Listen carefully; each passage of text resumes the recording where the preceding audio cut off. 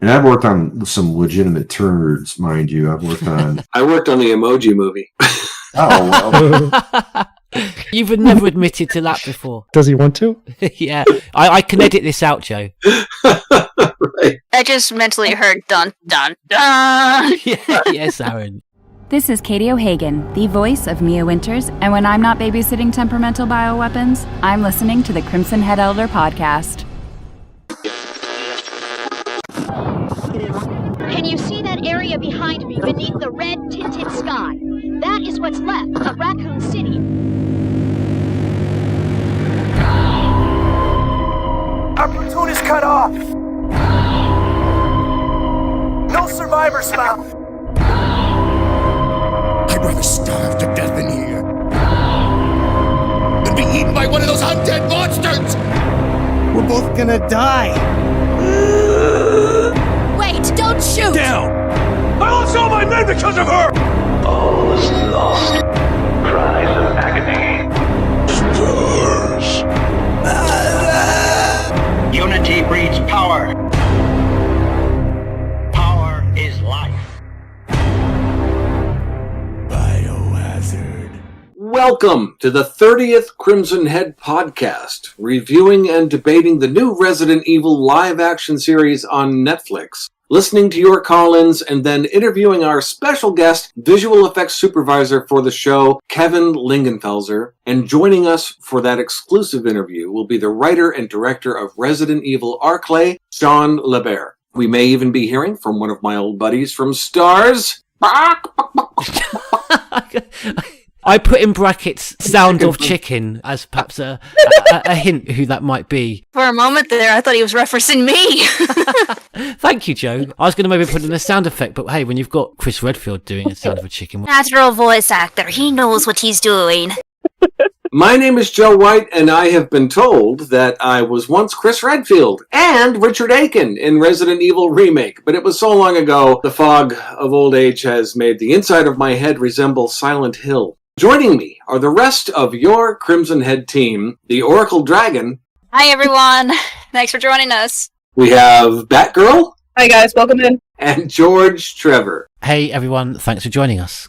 We all have our own very passionate thoughts on the show, which we'll be debating, whilst also listening to your reviews you so kindly sent us, starting with a call-in from Brad Vickers himself. My gosh, the actor for Resident Evil 3's Brad Vickers, Evan Sabba, has this to say. Hello everyone, how you doing? My name is Evan Sabba. I play Brad Vickers in Resident Evil 3 Nemesis back in 1999. I've been asked to give an opinion on the new Netflix TV series, Resident Evil. I rather enjoyed it. Like, I understand fully of how part of the fandom really wishes that a movie was made one-to-one of the first 3 OG games. Telling the story from the very beginning of the Game 1, Game 2, and Game 3, if they could, as close as possible to the actual games. Because until that's done, I think every fan is going to still have issues with everything, because they just want that done.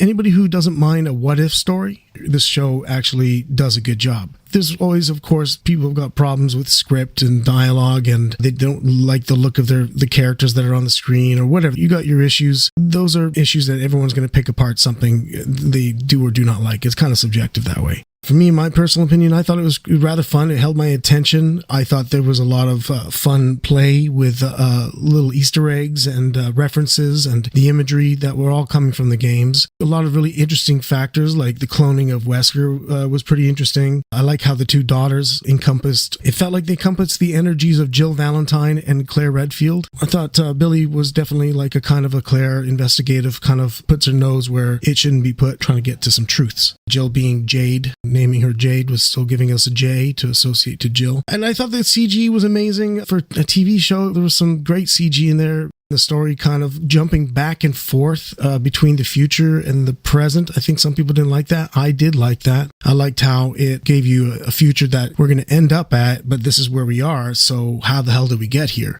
At least it kept the action kind of exciting. It wasn't going to be such an incredibly slow build to the action, which the games do. The games slowly build you up to an intense action. And, that would be pleasing too. Like I said, a one-to-one game, I'm on board. I would love to see a one-to-one film of the games for the fans. I think there was a lot of talented artists that worked on this show. People sometimes are a bit too hard on actors, especially younger actors, criticizing them ruthlessly and harshly. It's not easy to be up there and act, so give them a little bit of grace. If you didn't like it, that's okay, but no need to be mean to any of the artists that were involved creating this project. I say just keep an open mind, consider it a what if, and I do hope they get a second season. And that's my thoughts. Hello to the Crimson team, and hope everybody has a great day.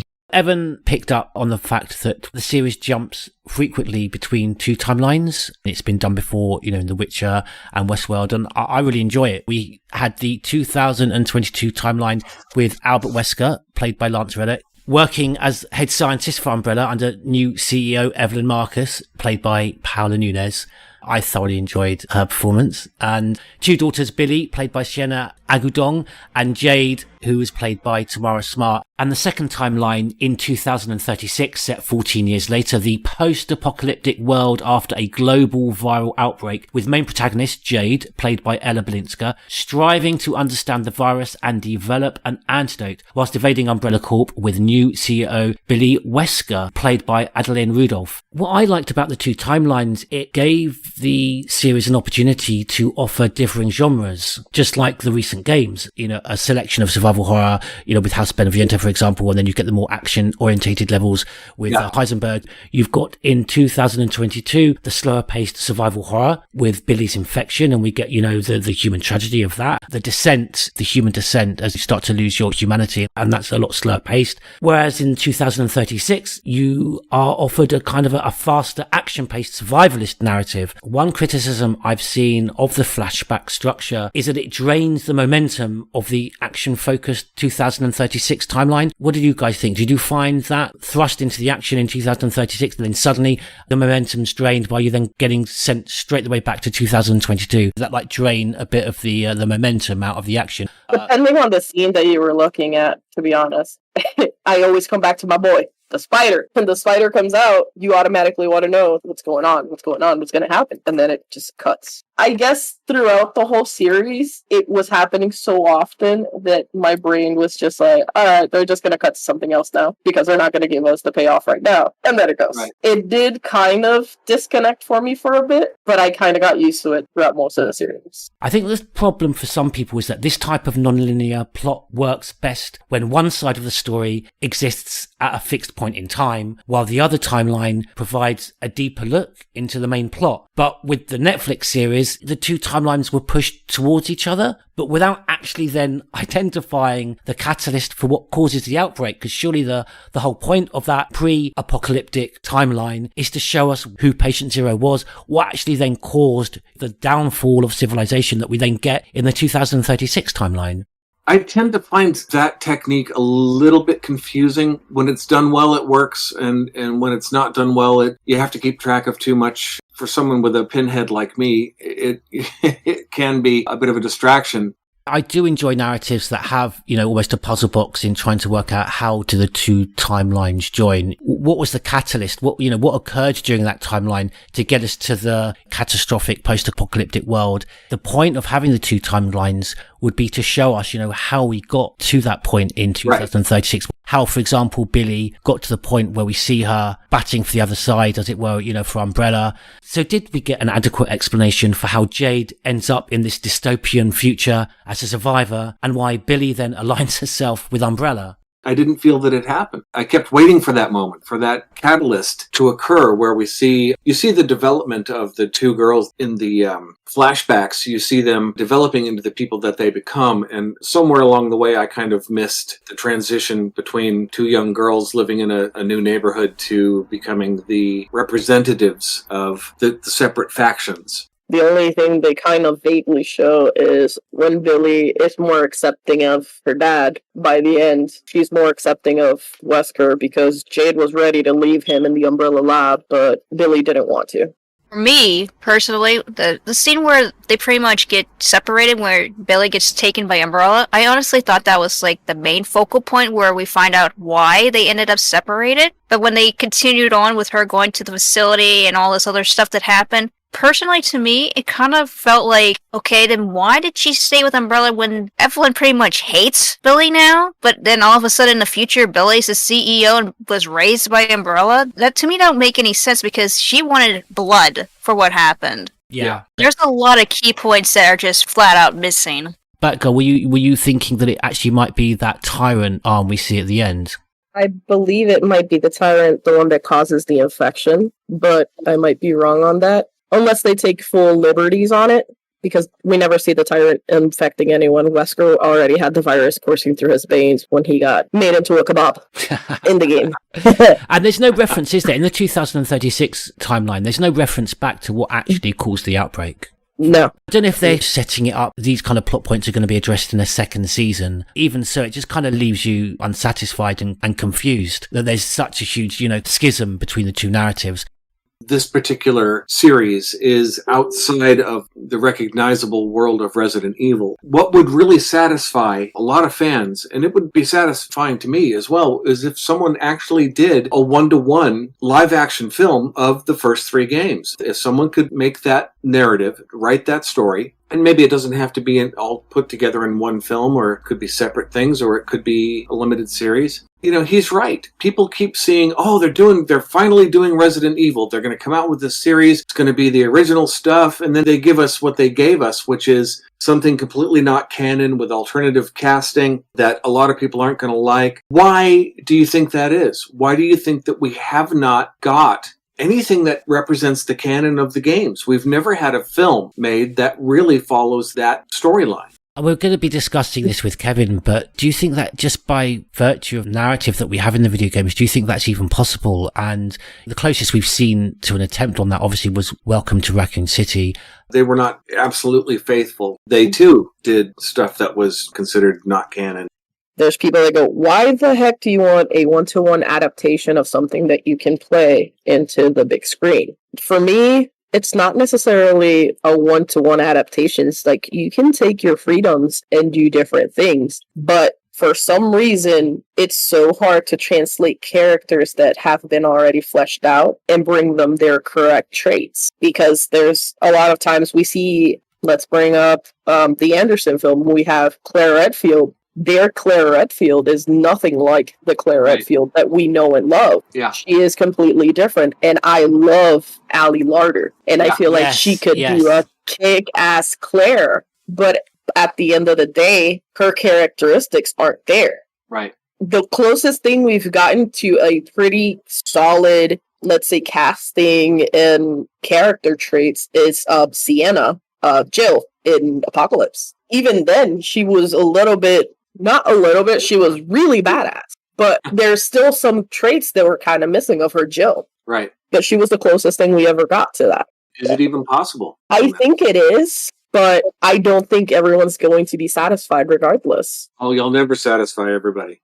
Okay, well, thank you to Evan Sabba there for a fantastic call-in. Thank you, Evan. Now, moving on, we have another review, this time from Nemesis for the win. Hello everyone, it's Nemesis for the win, and I'm here to give my review of the Resident Evil Netflix series, with the showrunners coming out stating the games were canon to the show, yet the show wasn't canon to the games, brought back feelings of previous statements made by directors and actors while liking the franchise, and that they want to be faithful to the material as possible. With the past products fans have received, it felt like we're on a runaway ecliptic express heading for derailment. And for me, the Netflix series is just that, a show that tries to draw in younger fans with a teen drama, with cringe hipster dialogue, while trying to give fans of the games familiar names, monsters, and callbacks to hopefully keep them entertained as if we're brainless as the zeros on the screen. The major issue the show suffers from is the 2-timeline system. Much like the timestamp frustration in Welcome to Raccoon City, the show bounces around too much for any meaningful things to happen on screen. Just when you get comfortable with a section and it starts to feel like Resident Evil, they create drama with the girls or jump to the other timeline, which becomes exhausting. Out of the 2 timelines, the 2022 timeline feels more Resident Evil than the 2036 timeline does, and where they stuff it full of Resident Evil creatures. Like, why are lickers even a thing in this show, considering Umbrella was cleaning up its act? Sadly, the 2036 timeline comes off as a 28 weeks World War Z spinoff, and maybe that would have been a better fit.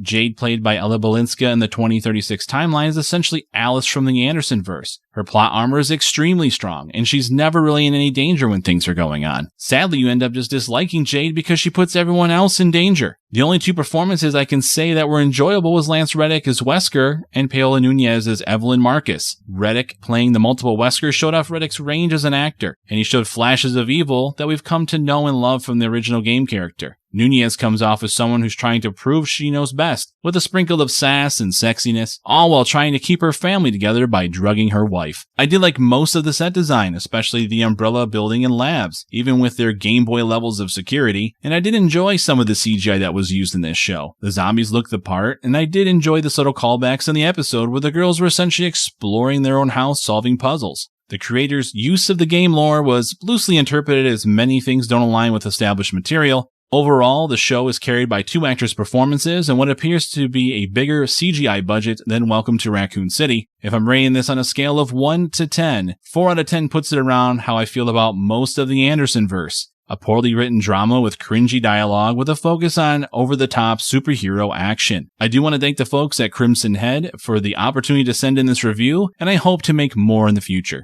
A lot of very accurate things there. I have more sympathy for the girls' performance as actors. I think they did a pretty good job. My love for Lance Reddick as an actor is one of the things that kept me watching it. But I disagree that the performances of the two young girls were less than acceptable. Given the material and given the circumstance, I think they did a very good job. I don't necessarily see it as it's anything to do with the performers themselves. I think it's more of the writing aspect and the way that the showrunners structured the show itself. And the CG was honestly the best part. Oh, absolutely. I think the highlight, the big takeaway is that this thing is technically very high level. Yeah, I don't want to give any spoilers away for our interview that's coming up next with Kevin, but Nemesis for the win questions the appearance of the Lickers. I got the impression that it wasn't something that Umbrella themselves had unleashed. This is the post-apocalyptic world where BOWs and secondary infectants are running wild. He thought that Umbrella were trying to clear up their act. They had done as much as they possibly can, but this was the collateral damage that, there were Lickers running wild. Mm-hmm. But also you got to think of the canon, because in the canon, Lickers are technically zombies that mutated. So that could have been what happened in the futuristic world, because we see that in Outbreak. He made some other good points. His breakdown of pounding in teenage dialogue that was sort of cringy and trite. They really did try to force this thing into a mold that it just didn't fit in. It's interesting when you think about the fact this game is 25 years old. So potentially there are people almost as old as me tuning to watch this. There are people in their 50s, 40s, 30s watching this. And so, I don't know if the idea was that, they wanted to bring a younger, new audience to it, if they were fearful that the majority of the kind of the Netflix subscribers wouldn't have played the video game. And so they wanted to try and appeal to people that just were coming in cold. I think their bait was a little weak, if that's what they were trying to do. The big rupture for me is that they were trying to make something. They did something and they gave it a name that was kind of unfair. They shouldn't have called it Resident Evil. They just shouldn't have. If they had called it something else, it would have lent more legitimacy to it. But when you call something Resident Evil and it has so little to do with Resident Evil that it's like, yeah, okay, I can see this is in an alternate universe, but you called it Resident Evil.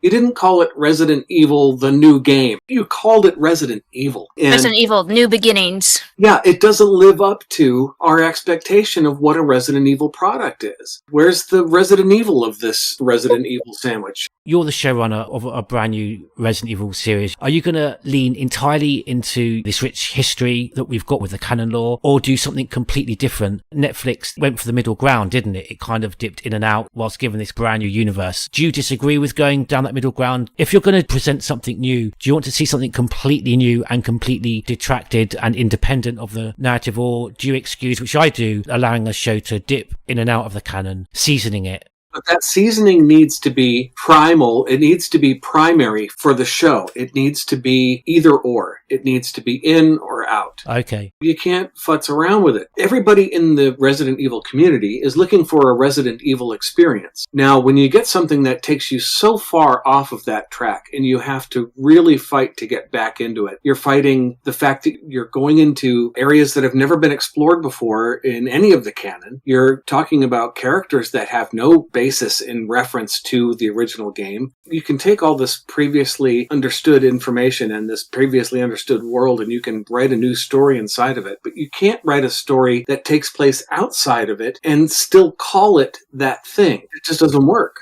If you're going to do an adaptation of Resident Evil, do it in the same vein as Outbreak, because Outbreak had unique characters itself. Oh, woman, I was about to say that. A completely different story, but there is elements that make that story a part of the Resident Evil universe. Exactly. The first Anderson film was pretty decent for what it did back in the day, because it is a whole different story with different characters, but it is based around the Umbrella facility. But back then, they didn't have Leon, they didn't have Claire, they didn't have Chris. And it made sense for us, but when they went off the rails with 2 and they started adding Jill, and then Carlos, and then we're going to add the Nemesis, that's when everything started to get muddy. To me, I feel like the best iteration that you can do is either you want to go head first, do either a 1-to-1, or you do something in the vein of Outbreak, which has some of the story elements being canon, like Umbrella, like the virus, like where the virus comes from, but with completely different characters. Even Outbreak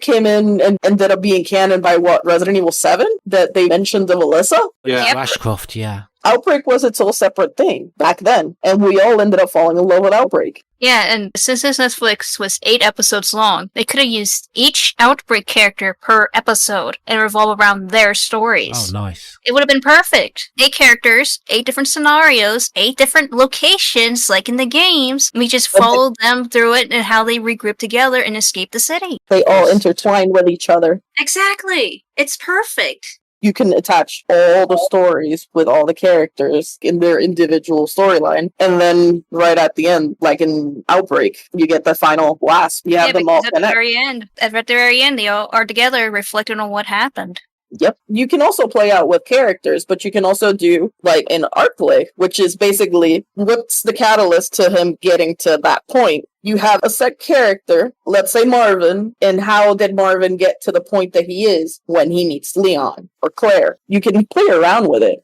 You can also go back and play out the story that we haven't seen. Grab the files. Give us how Spencer found the flower. If you went down the format that Oracle Dragon was referring to, having the 8 different episodes, that could almost act as a flashback during those episodes. Yeah, you can have that play out. You can see how Umbrella became this tough, big power and how did it crash. Mm-hmm. We don't see a lot of that in game. This is going to turn into an Outbreak podcast. I still can't get out of Jay's bar because the controls just screw around with me. That awful PlayStation controller. Me and PlayStation controllers don't get along at all. Okay, now let's find out if King Dakota got along with Resident Evil, the Netflix series. What happened? Answering that question, we have, he's the king, King Dakota.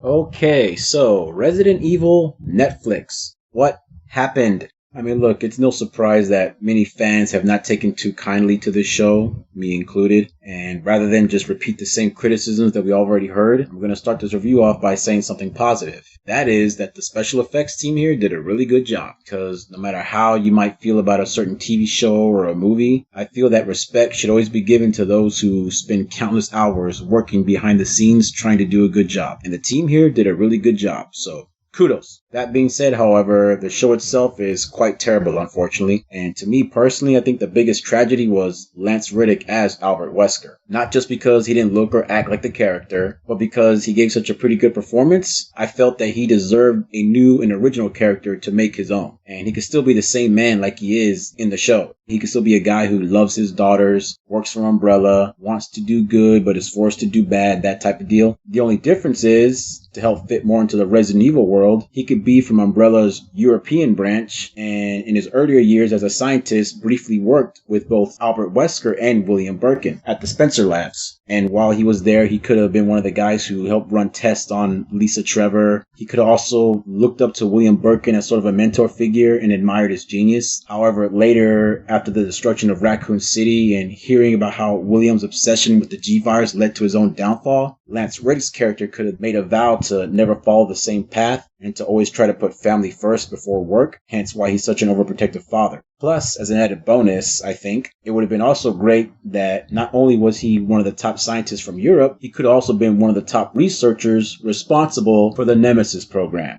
That's right, Lance Reddick helped create the freaking Nemesis.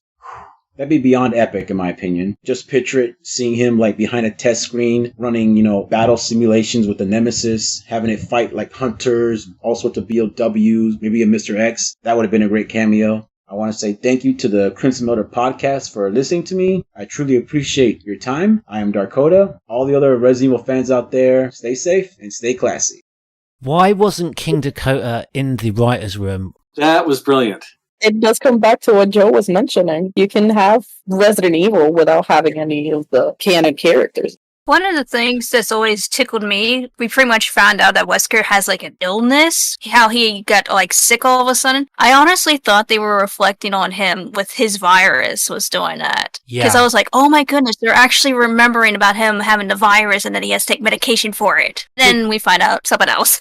But did you not like that idea, Oracle Jack and everyone else? I really love the idea, as Evelyn Marcus put it, there were his blood banks, his antidote, that dark family secret that he was having to inject himself with his daughter's blood. And then obviously that leads later on. We see the differing routes that the girls take in terms of the forgiveness they have, where we see Billy, she aligns herself with her father. So I thought that was quite interesting. I love what he said about Lance Reddick's character could have been a totally different character. It didn't have to be Wesker. And it would have been better if it wasn't, because then I would have said, oh, this is an adjunct story. The character doesn't have to be Wesker. And I love the idea of Lance Reddick's character being involved with other parts of Discovery, like the whole Lisa Trevor thing, inventing Nemesis. That would be badass. Lance Reddick, his character being responsible for, or seeing him part of that, I think, was it the French lab? I think Paris is where they had the Nemesis parasite. But apparently, remember, they retcon it. It's a lost Plaga now. Oh, crikey, we're getting into remake territory. Yeah, that's where me and Peter Fabiano disagree. I'm old school canon. Someone who showed that without adhering to the specific plot points of the mansion incident with a completely new narrative, but still adhering to the pillars of survival horror. Sean Lebert's Resident Evil Arclay, his film short, also entitled Dave. Sean was kind enough to provide us with a call-in. Over to Sean, we'll hear what he has to say. Hey, Crimson Head Podcast, it's Sean, the director of Resident Evil Arclay and friendly neighborhood Resident Evil fan. So overall, as a show, I think it felt kind of lukewarm for me. I think I still liked it a little bit better than the movie, Welcome to Raccoon City. Lance killed it. I think the actress for Evelyn was amazing as well. And I actually really dug the Orwellian nature of Umbrella and the amount of impact they have over the planet. One of my biggest concerns is the pacing when it came to the backstory. The teenager drama aspect was kind of a hit or miss for me. Sometimes I really liked it, sometimes I just didn't, and it kind of slowed me down. The visual effects for me were probably the best part of the show. I really liked the cloned aspect to this. That kind of really turned everything on its head and actually surprised me. I love Burt Wesker. I was hoping for more closure between the sisters and we would actually find and understand the angle of why they're enemies at this point, but I guess it looks like they're anticipating more seasons to elaborate on that. And I thought it'd be a crazy moment if what they were setting up to be was that the patient zero would be Billy Wesker as opposed to what they're suggesting a tyrant, and how that would have affected Wesker as a father and knowing that his daughter was the cause of the outbreak in 2036. That would have been so tragic for him. And I'm wondering how you guys feel about that too. Do you think it would be better or for worse, not only for these characters, but for the setting as a whole? And two, it's really interesting that they want to canonize the games for this story, because not only does Umbrella achieve their goal, I guess this also suggests that Chris, Jill, and the rest of the team kind of failed to stop Umbrella, and I'm wondering what your thoughts about that are as well. Talk to you guys soon. That's good. One comment I'd like to make about the show as a whole is the quality of the production itself. The acting, I felt, on everybody's contribution was wonderful. Lance Reddick is one of my favorite actors. I love the guy. The actress that played Evelyn did a fantastic job. I mean, you really love to hate that woman. Paula Nunez. Yes, wonderful. All of the performers are wonderful, and technically, I cannot find a chink in the armor of the look of the show. The way it was shot was fantastic. Of course, Kevin Linganfelter did a fantastic job as VFX supervisor. The only thing that I would critique would be what the showrunner did with it, and that is the story and how all of those things link up and what the initial thrust of this series, why was this series made? Why did they make the choices that they made? It really stands apart. It stands apart from everything else that we know in the Resident Evil universe. Does it have a place in the Resident Evil universe? Sure it does. And it goes back to what Evan Sabba said about embrace expansion of your ideas. Open your mind up and do a what if. Take the aspects of this world and this canon and this story and say, what if it was a different situation where there's two daughters? Why not embrace that? We've seen the game makers themselves, Capcom, we've seen them embrace that idea of let's change this up a little bit. Every game that comes out is a little bit different. It begs the question, what is canon and what do you have to do to add to that canon? Is it legitimate to say this show is not canon, but it is now? Do you have any opinions about that? I think the starting point would be with Capcom making official statements on that. But then again, they've had individual employees, writers, developers that have kind of muddied the waters by contradicting that. And we had the whole palaver with Peter Fabiano stating that both the remakes and the originals of 2 and 3 can kind of all coexist in the same universe. I know many among us, including Monique from Resident Evil Database, had something to say about that. For me, look, I think this series always never set out to be an adaptation. It clearly stated that it was inspired by the Resident Evil series. Going back to Sean's call, one thing that Evan pointed out about, which I really enjoyed, that this series I think did really, really well, Joe. You know, you talk about adhering to the video game narrative. I think something that they really did draw on and kind of improve upon and develop from the video games was this Orwellian nature of Umbrella and the way that its shadow was always cast over its employees in this show. Mm-hmm. And you really felt that by the joining of the corporate life, like office life, but then life outside the office looks almost exactly the same. We kind of see the sterile corporate housing that the Umbrella employees have that make up this town campus. The show Severance stars John Turturro and Christopher Walken. I don't know if any of you guys have seen it. It reminded me of Severance when you have the surveillance cameras aren't just at work, they're also in the employees' homes. Yeah. Definitely. My first thought when they showed them the new house that woman's walking them through, I'm thinking to myself, yeah, this house is going to know everything that goes on in it, and it will be registered by someone at the company, will be monitoring them 24 hours a day because it's Umbrella.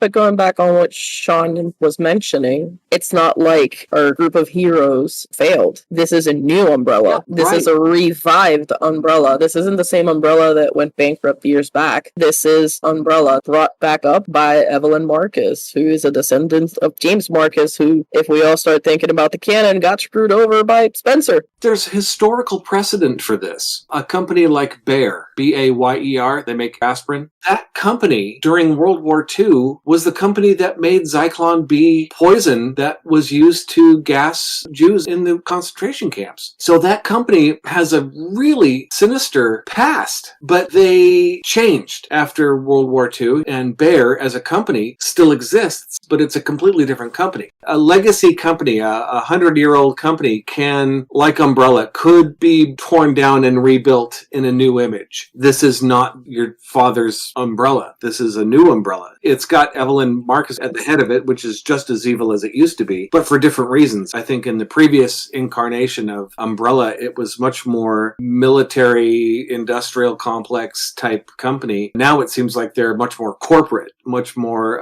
about the capitalist side of Evil Incorporated. They're making a drug that ostensibly helps people be happy, but if you take a certain dosage of it, it turns you into a mindless zombie. She's still dabbling in the old shady past of Umbrella regardless, because she's still pulling back that data from what we know of the series and from Evelyn Marcus herself. How did she get the information? Still have the T-virus. I know she still have one of the Wesker clones, but in theory, a lot of the information that was with Umbrella was destroyed with Raccoon City. I think that's the problem, isn't it, Batgirl, that they're kind of dipping in and out of the canon, and when you do that, you're just creating contradictions. I really enjoyed the fact that Evelyn Marcus is the driving force behind this new Umbrella. They're rebuilding and rebranding by moving away from bioweapons into these consumer drugs, this showpiece antidepressant that they've got. And I really love the fact that that whole weight of expectation and the weight of that responsibility that's on Evelyn's shoulders, and how working for Umbrella, just that weight of expectation and that stress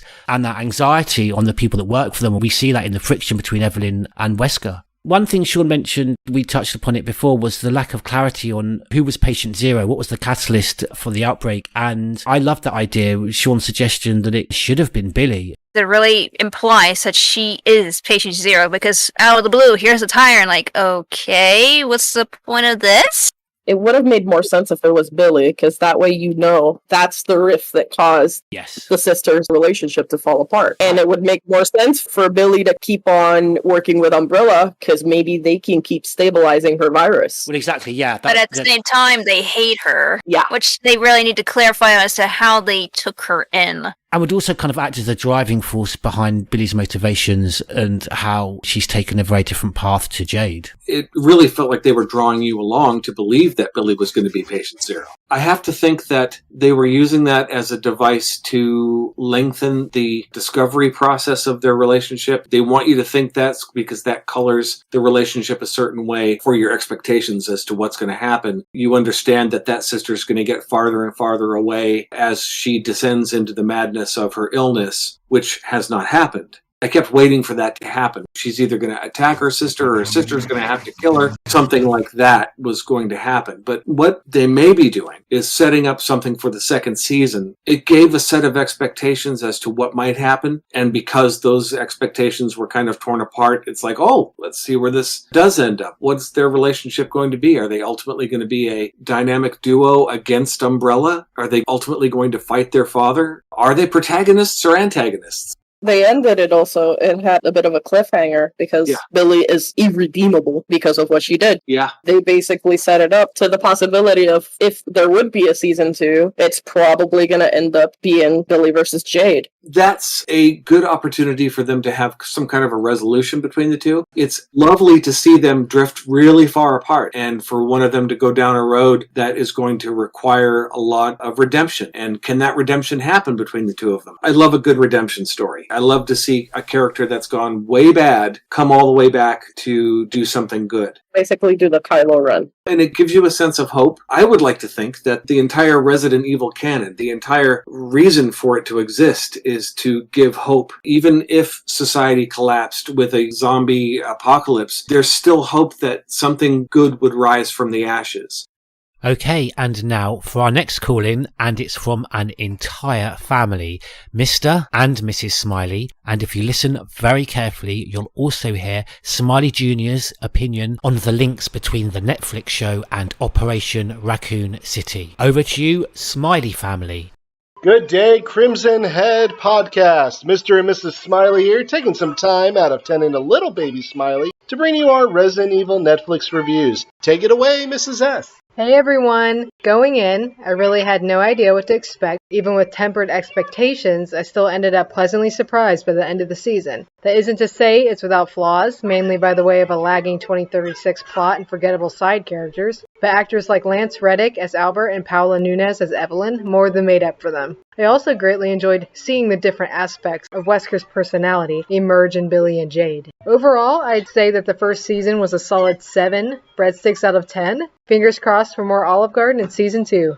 For the most part, I agree. The most entertaining chapter of the present and future timelines has to be the one with Lance Reddick as Wesker, who owns every scene that he's in. I can say that halfway into the season, the post-apocalyptic timeline starts getting interesting, and I can always forgive its slow pace because it introduces a new monster each episode. I knew going in that this show has a history of questionable adaptations when it comes to Netflix, not to mention Resident Evil's own live-action movies haven't fared any better either. But one of the things that I did know going in was that Lance Reddick was either going to make the show entertaining throughout, or at the very least, he would make it suck just a little bit less. And I'm happy to say that he excelled in his performance. Without going into spoilers, not only does he deliver the charm, intelligence, and mystery of his character, but he knows when to take the role seriously and when to ham it up. The story itself surprised me by choosing to acknowledge the plot of the games in the background, while it chooses to tell the story of the Wesker daughters. When people compare the drama and dialogue to shows on the CW, they really aren't joking. It likes to wear the teen angst and pop culture references like a badge of honor.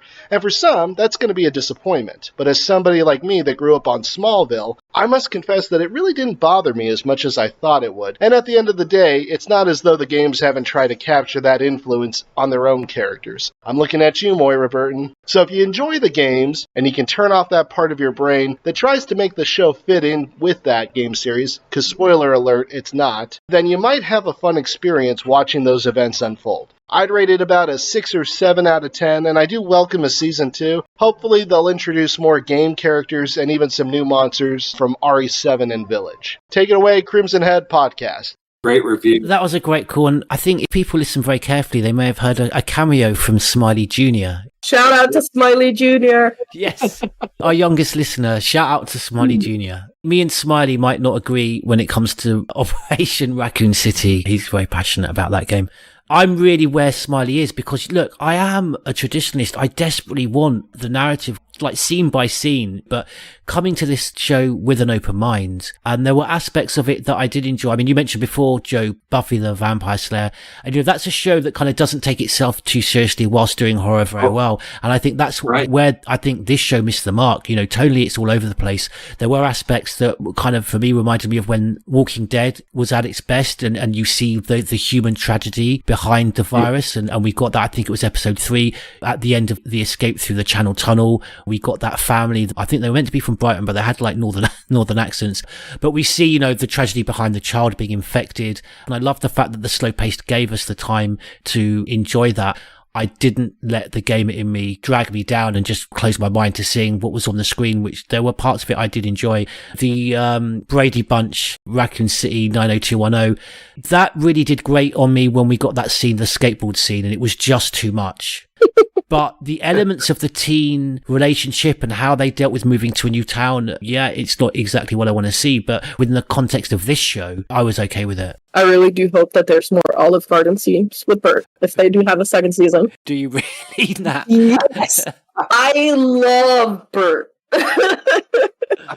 To Smiley's point, also, Smiley and Sky, Lance really was the best part of this series. If you go in with your bias in your brain of the games, he still performed beautifully. Yeah. Because for an actor to be able to put 3 different people with 3 different personalities in one room and then add a 4th, it takes a lot. Although I agree with you, absolutely, it shows Lance's range. I don't want the character that was Bert, and again, it's this tone being all over the place. It was just a step too far. It was so comedic. It took me out of it. It detracted from the tension. What I really enjoyed about Lance's performance was when he was creeping towards the Wesker that we know from the games, and I think we really saw that in that scene in the school. What I really liked about that as well is, you know, we didn't just see Lance starting to become a little bit more sinister and use his position with Umbrella. We get to see the influence of Umbrella. That's school bully situation isn't resolved in terms of, you know, the headmistress saying what's right and wrong, deciding morally what decision to make. That decision comes down to the hierarchy that's imposed by Umbrella. We saw Lance really enjoy playing that sinister, insidious side of Wesker. You can see the Albert Wesker we all know and love peeking through, and that this isn't our Wesker, but he still has elements of our Wesker. Right. You guys remember the scene where Evelyn pretty much wants him to torture that guy and pretty much says, let out the old Albert or old Wesker that we know? Yes. That, for me, felt like the Wesker right now pretty much turned his life around after Billy and Jade were born. He wanted to live a normal life and forget the things he had done. He just wanted to turn over a new leaf. And then when he starts torturing, then I thought, wow, they're actually reflecting on how sadistic he was. Yeah. Right. And then we find out the truth about the clone theory, about the clones. And it's like, oh, that's like a slap in the face. If this was the original Wesker, we saw a new leaf of him, of if he lived a normal life. Right. And changed his ways. That's a really good point. When you say, Aaron, do you mean when you say slap in the face, like for us, the viewer, that we actually thought we were seeing character development, but in the end it turns out that, yeah, it actually wasn't even him in the first place. When she said the old Al, yeah, I really agree with you there. Absolutely. Because to me it was like, oh, this is getting interesting. The old Wesker. You're really spot on there, because it's almost kind of similar to the way the tension was completely taken out of the situation when we thought that Jade was suddenly astoundingly finding out that her sister that she actually thought was dead was alive.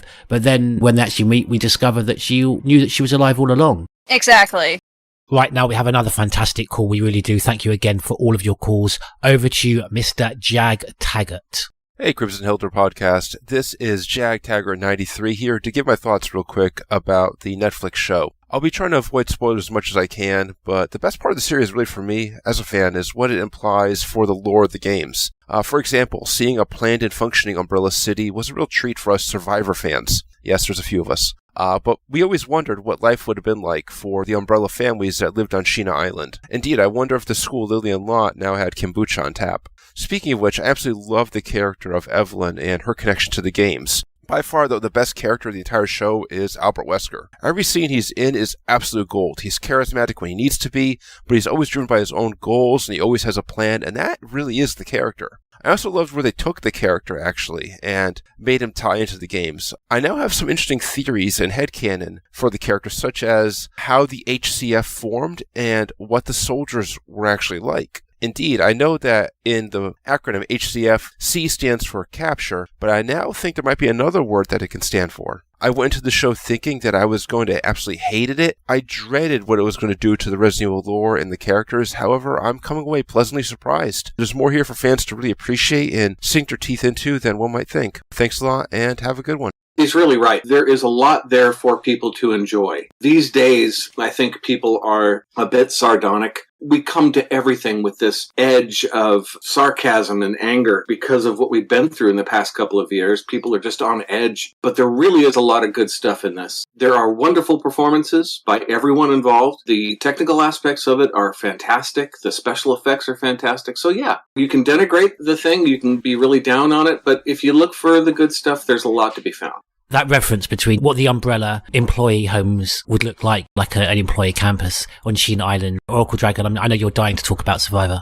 He does point out a lot of good things, too, because, like he said, New Raccoon City does fit with the complex of Survivor, because we actually get to see how people used to live, and like in Sheena Island, and how they were monitored constantly for any moles or traitors. Yeah. Because Umbrella does not tolerate that. We see that in the show, the way that Umbrella are kind of creeping into home life, and there's that coming together of work life and outside life. CCTV cameras don't stop at the Umbrella facility. Yeah, just like Sheena Island. And Vincent Goldman keeping a very close watch on the Sheena Island residents. I think that's definitely what we were getting with Evelyn Marcus. The most important thing for the environments in the games that we're talking about is that they give you that sense, it looks right, but there's something wrong. Yeah, that kind of Black Mirror thing. Yeah, it's intangible. It's something you can't put your finger on, but you know that there's just some kind of evil lurking in the corners of this place. That's how I felt when I saw the interior of the new homes in the new series. They're also sterile. They look like a set as opposed to a real place that people would live. And that's appropriate for Umbrella because everything is a sham. Everything is a front for the nasty stuff that they're doing behind the scenes. So there should be this undefinable sense of tension and just a lurking horror that's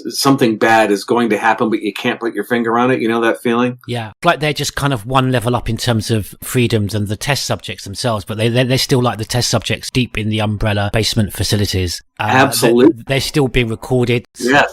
I thought that was a very interesting point he made, that while so many people have found it objectionable for all the wrong reasons that Lance Reddick is playing Albert Wesker, and they haven't allowed themselves to actually see through that, we actually do get to see glimpses, traits of Albert Wesker within the way that Lance plays it. We see that in the school scene when Umbrella's hierarchy, the influence of Umbrella's hierarchies is really seen, and Lance plays that card rather than what's morally right. Yeah, I think we do get some teasing glimpses into the insidious Albert Wesker, that we all know and love. Okay, up next we have the very lovely Silver Serpent. Hello, Crimson Head Elder team. I'm glad to be back for another podcast here. Like any other TV series, there are some ups and downs. In my opinion, the TV series took a risk by creating another post-apocalyptic world setting. I would have wanted a story that would be like a prequel of the first game, but just bear in mind that this series is its own thing. The good thing about not following the timeline of the games is its unpredictability. So the curiosity to know more is there, but the big if is that if the series would manage to make you want to hold on to it and watch it until the last episode.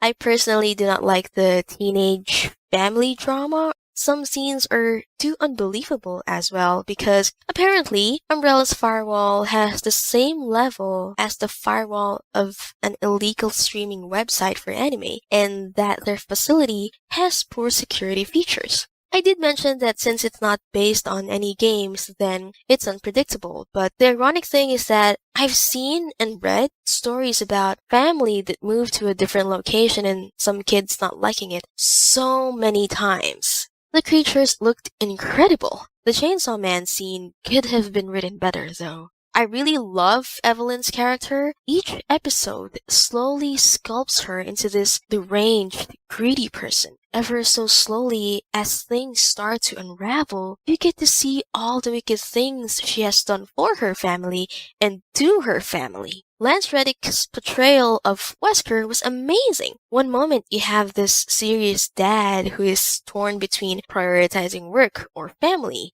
Then the next you have this happy-go-lucky uncle or this mysterious, violent version of Wesker. I do understand why some people like it and why some don't. We shouldn't invalidate people's insights just because it's different from ours. It's average for me. It has interesting characters. If they're going to push through with another season, hopefully it would be better. Silver Serpent wouldn't have heard. I laughed out loud at her comparison of Umbrella's facility security. Illegal anime website.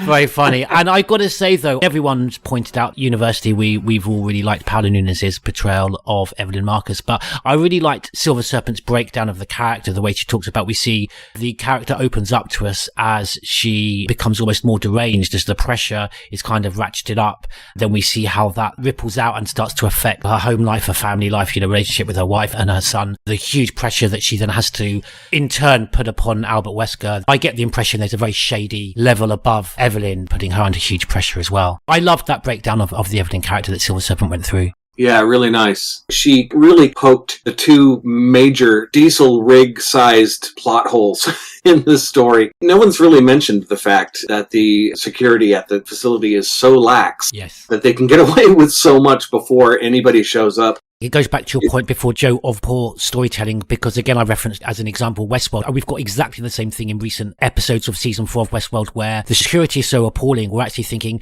as part of the narrative, is it a plot point where the antagonist is allowing the protagonist to get away? We got that between Billy and Jade. Darth Vader let them escape so we can track them. It's just poor storytelling. Because it takes you out of the film. You're sitting there and you're thinking, instead of being engrossed in the scene, you're thinking to yourself, where are the security guards? This is a super high level security level 4 facility. Where are the guards? Why isn't there a front desk when you walk into the place? Why isn't there a guard at the door? There should have been a guard gate that they had to get through to get to the building. And the fact that these two 14-year-old girls in the story were able to break in. Not only break in, but remain inside the building doing stuff without anyone showing up. You think that there would be a moat with a shark in it.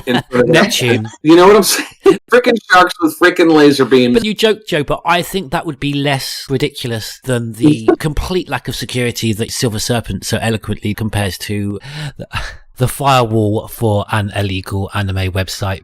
Talking of anime, Lady Akumu. Hi there, this is Akumu. So my thoughts on the new Resident Evil show. I've only watched up through episode 4. I feel like it's a flawed show, but also enjoyable in that it has a lot of heart. I really like Billy and Jade so far, especially Billy, and I'm looking forward to what happens in the remaining 4 episodes. But so far, I've enjoyed the direction, the cinematography, the acting, the music. It feels maybe not what I would produce as a Resident Evil show, but it's something that's enjoyable and something that I feel invested in. Thanks, bye.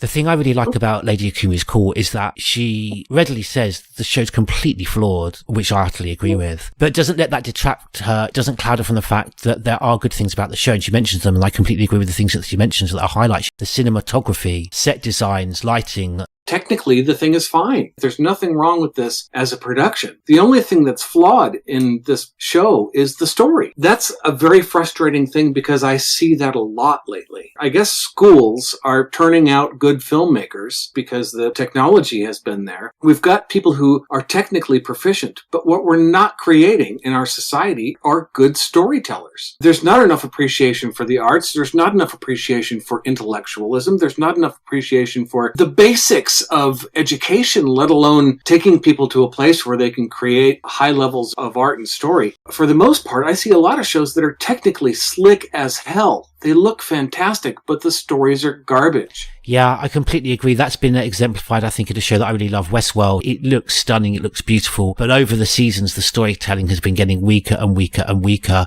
And it also goes down to no one really wants to pick up a book and read it. They rather just go to the movies and watch it. Thank you. No one wants to go see a play. Exactly. I think that's a very good point and speaks to the fact that the skeleton, the backbone you need is a competent script. And then as we've seen with this show, without that, you can dress it up. You can make it look visually stunning. You can get a fantastic cast. But not only is it poor, it's frustrating in its failures because they had the budget, they had the cast. That's also the same thing that happened with Welcome to Raccoon City. Their script lacked, and that's where everything started falling off the wayside. It ends up being either a person trying to adapt something that they're not comfortable with, or them not being able to project something original that has to do with the source material. Yeah. You know, I think that touches on why the special effects were so good, because Kevin Linganfelter is so deeply connected to the lore. He knew exactly what he wanted to see that would satisfy him as a filmmaker. Yeah. In regards to the canon of the Resident Evil universe. He is someone who is absolutely a part of that. He's played every game. He's studied them. He knows the lore. He knows what he likes and what he doesn't like. He knows what the community likes and doesn't like. So he was able to do his job with all of that basis of understanding of the source material. So that right there is an addition to, alongside his technical skills, that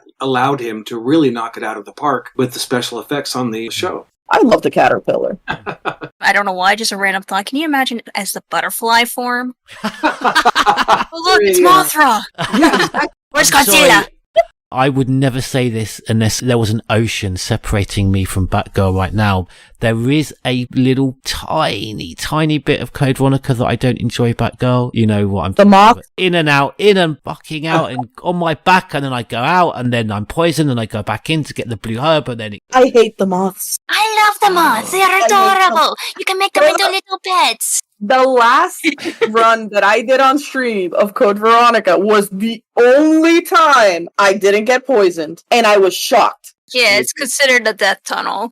Okay, now we're going to take a trip to one of my favourite parts of the world, over to the Emerald Isle, and we are joined by Ian from the RGB Gaming podcast. Ian here from the RGB Gaming podcast, and I am here to give you a very short audio review for the Crimson Head podcast for Resident Evil on Netflix. I am probably one of the very few people that actually really enjoyed the show. I thought Lance Reddick was absolutely amazing as Albert Wesker, and although it is getting slated by the critics and getting slated by Rotten Tomatoes, I actually have to admit I really enjoyed it. I've actually watched this twice now, so I've been through the entire series twice, and I love spotting Easter eggs, and no spoilers, but there are some great ones to be found. So I absolutely love the alternative narratives here. I love the multi-strand narrative. I thought Jade and Billy Wesker were absolutely amazing. Adult actresses were absolutely amazing as well. Am I a hardcore Resident Evil fan? Yes, I am, but I wasn't disappointed. It was great to see Lisa Trevor's in there. It was great to see the old school Wesker. It was great to see the lickers. And of course, the zombies were pretty good. Okay, it's not for the purist. Everyone's going to complain about it because it's not the same as the games, but come on. Are we ever going to get that in a TV or a film? I think it's done justice for the franchise, taken in a different direction. It's diverse, it's full of equality, and as a fellow Irishman, Baxter, of course, is my favourite character. I, for one, hope that a new series comes out on Netflix, and I will be flying the flag for the Resident Evil series. Wow. Great. I gotta say, I mean, it's 12 o'clock here for me. It's a little earlier for you guys. It's midnight here. I needed that enthusiasm to perk me up at this time. I really wanted to love Baxter. My son's mother's from the Emerald Isle, so, you know, we're all we're all huge fans of Ireland in this household. So I really wanted to love Baxter. The problem for me, I'm interested in what you guys think about this. A personification of the fact this show, its tone is all over the place, that you get this bumbling Benny Hill character that stumbles down the stairs and he then suddenly turns into John Wick. And then you get that scene, rather than like an action scene set to music. I mean, it just reminded me of when Strictly Come Dancing, you guys call it Dancing with the Stars, when they do their Halloween special. It was like a dance routine that they just stuck a couple of guns in his hand. Yeah. Well, apart from him being named after one of my characters from RSS, he was an interesting character because he's like, I'm a businessman, but I'm going to kill you anyway. Because he had that trope about him of being like, I am the bad guy, but at the same time, he had the comedian effect about him, so it would like light up the mood and stuff. I don't know if it's postmodernist, but these kind of references, you're in the middle of a zombie apocalypse and he's joking about SpongeBob. Were you okay with that sort of stuff? I kind of got sick and tired of all the product placements. Why did they reference so many product placements in this thing? And the fact that he mentioned SpongeBob, I was like, oh, good grief, why? That's not really needed. In my mind, this takes place in a different universe, and I don't think SpongeBob exists in my concept of what is certain websites as well. The world of Resident Evil does not cross over into this world for me. None of the games have references to products that exist. I mean, every time you see a soda can in Resident Evil, it's some brand that they made up. So why would there be... Burger Kong. I was going to mention Burger Kong. Oh, sorry, that. You really want a Burger Kong now, don't you? Now... Burger Kong? What's that? In RE2. It's the RE3. Yeah, go on, Nat. I'll let Nat say it. I've killed Nat. The texture, like, you know, all the rubbish and the stuff and the litter on the streets of Raccoon City in RE3. You've got like advert for the fast food joint, which is called Burger Kong. Right. So, you know, I would wish that they would leave it in its own universe. It's a unique universe. It does not cross over into anything that we know in our real lives.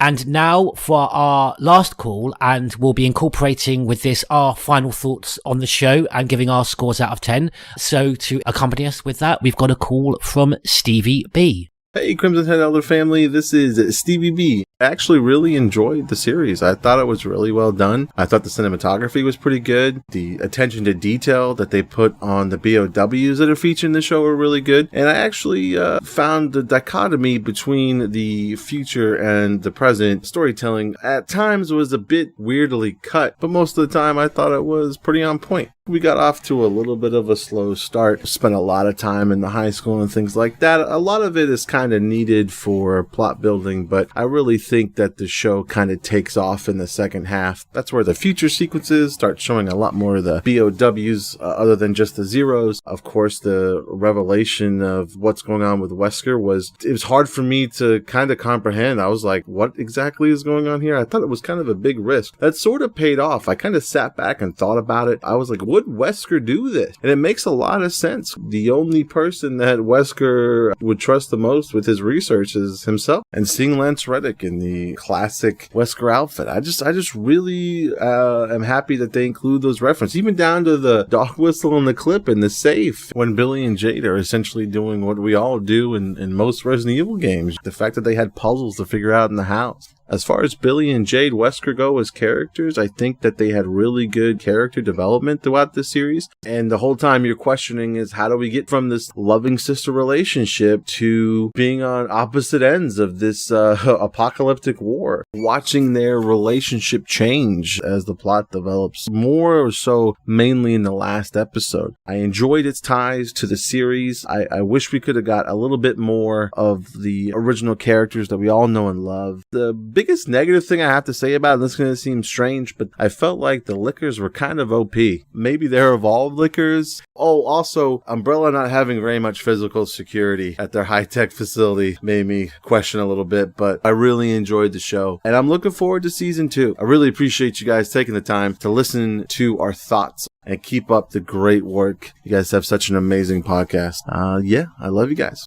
it makes it all worthwhile when we hear comments like that. I really appreciate that, Stevie B, and a great call. And I'm just going to very quickly agree and disagree with a couple of things. I thought the lickers, they may have been a bit OP, but I really enjoyed that. The way they were just plucking people out of the ground into the sky, you know, kind of almost like Alien-esque, putting victims up from dark tunnels up through the vents. I really like the fact that they did take a slower pace with those earlier episodes, so that we kind of built up empathy. We got to learn about these characters, so that when we see their demise, we see things before them. They're not just kind of like a Star Trek red shirt. We actually have a lot of empathy for them. Ellie's descent after finding out she's infected kind of reminded me of the Keeper's diary. Yeah, and seeing also not just seeing the emotional and the physical deterioration, but also mental. Yeah, exactly. And actually, but also seeing the paranoid and neurotic, that things were happening that actually weren't. Yeah, she was seeing the dog constantly and hearing it, and when it wasn't even there, and to the point where she actually thought people were going to hurt her. It's wonderful to see their relationship develop, the character development that happens over the course of episodes. Although we got that development, I enjoyed that. It wasn't reconciled. We didn't get to see how and why they split up. Stevie B references the time jumps. I really enjoy that, and the puzzle box investigative element that you get in terms of how do the two timelines join. Although the two timelines are drawn together, we don't actually get to see the catalyst. It's not clearly identified. It didn't drain the momentum for me, but that's in the editing. What did you guys think? I personally find that back and forth between timelines very jarring. I'm not a big fan of it. I'm not a big fan of that editing style or that storytelling style. The jumping of the timeline stuff, it all depends on the scene, because if there's like a full-on action scene in the future, and then we suddenly jump back to the past to a very calm or stupid scene, it doesn't make any sense at all, because how is that linked to what's going on right now? Did you just say a calm or a stupid? Did you say a stupid scene? They could have played those scenes out better when there's calm moments in the future, instead of inserting them where we're like, oh, something's going to happen.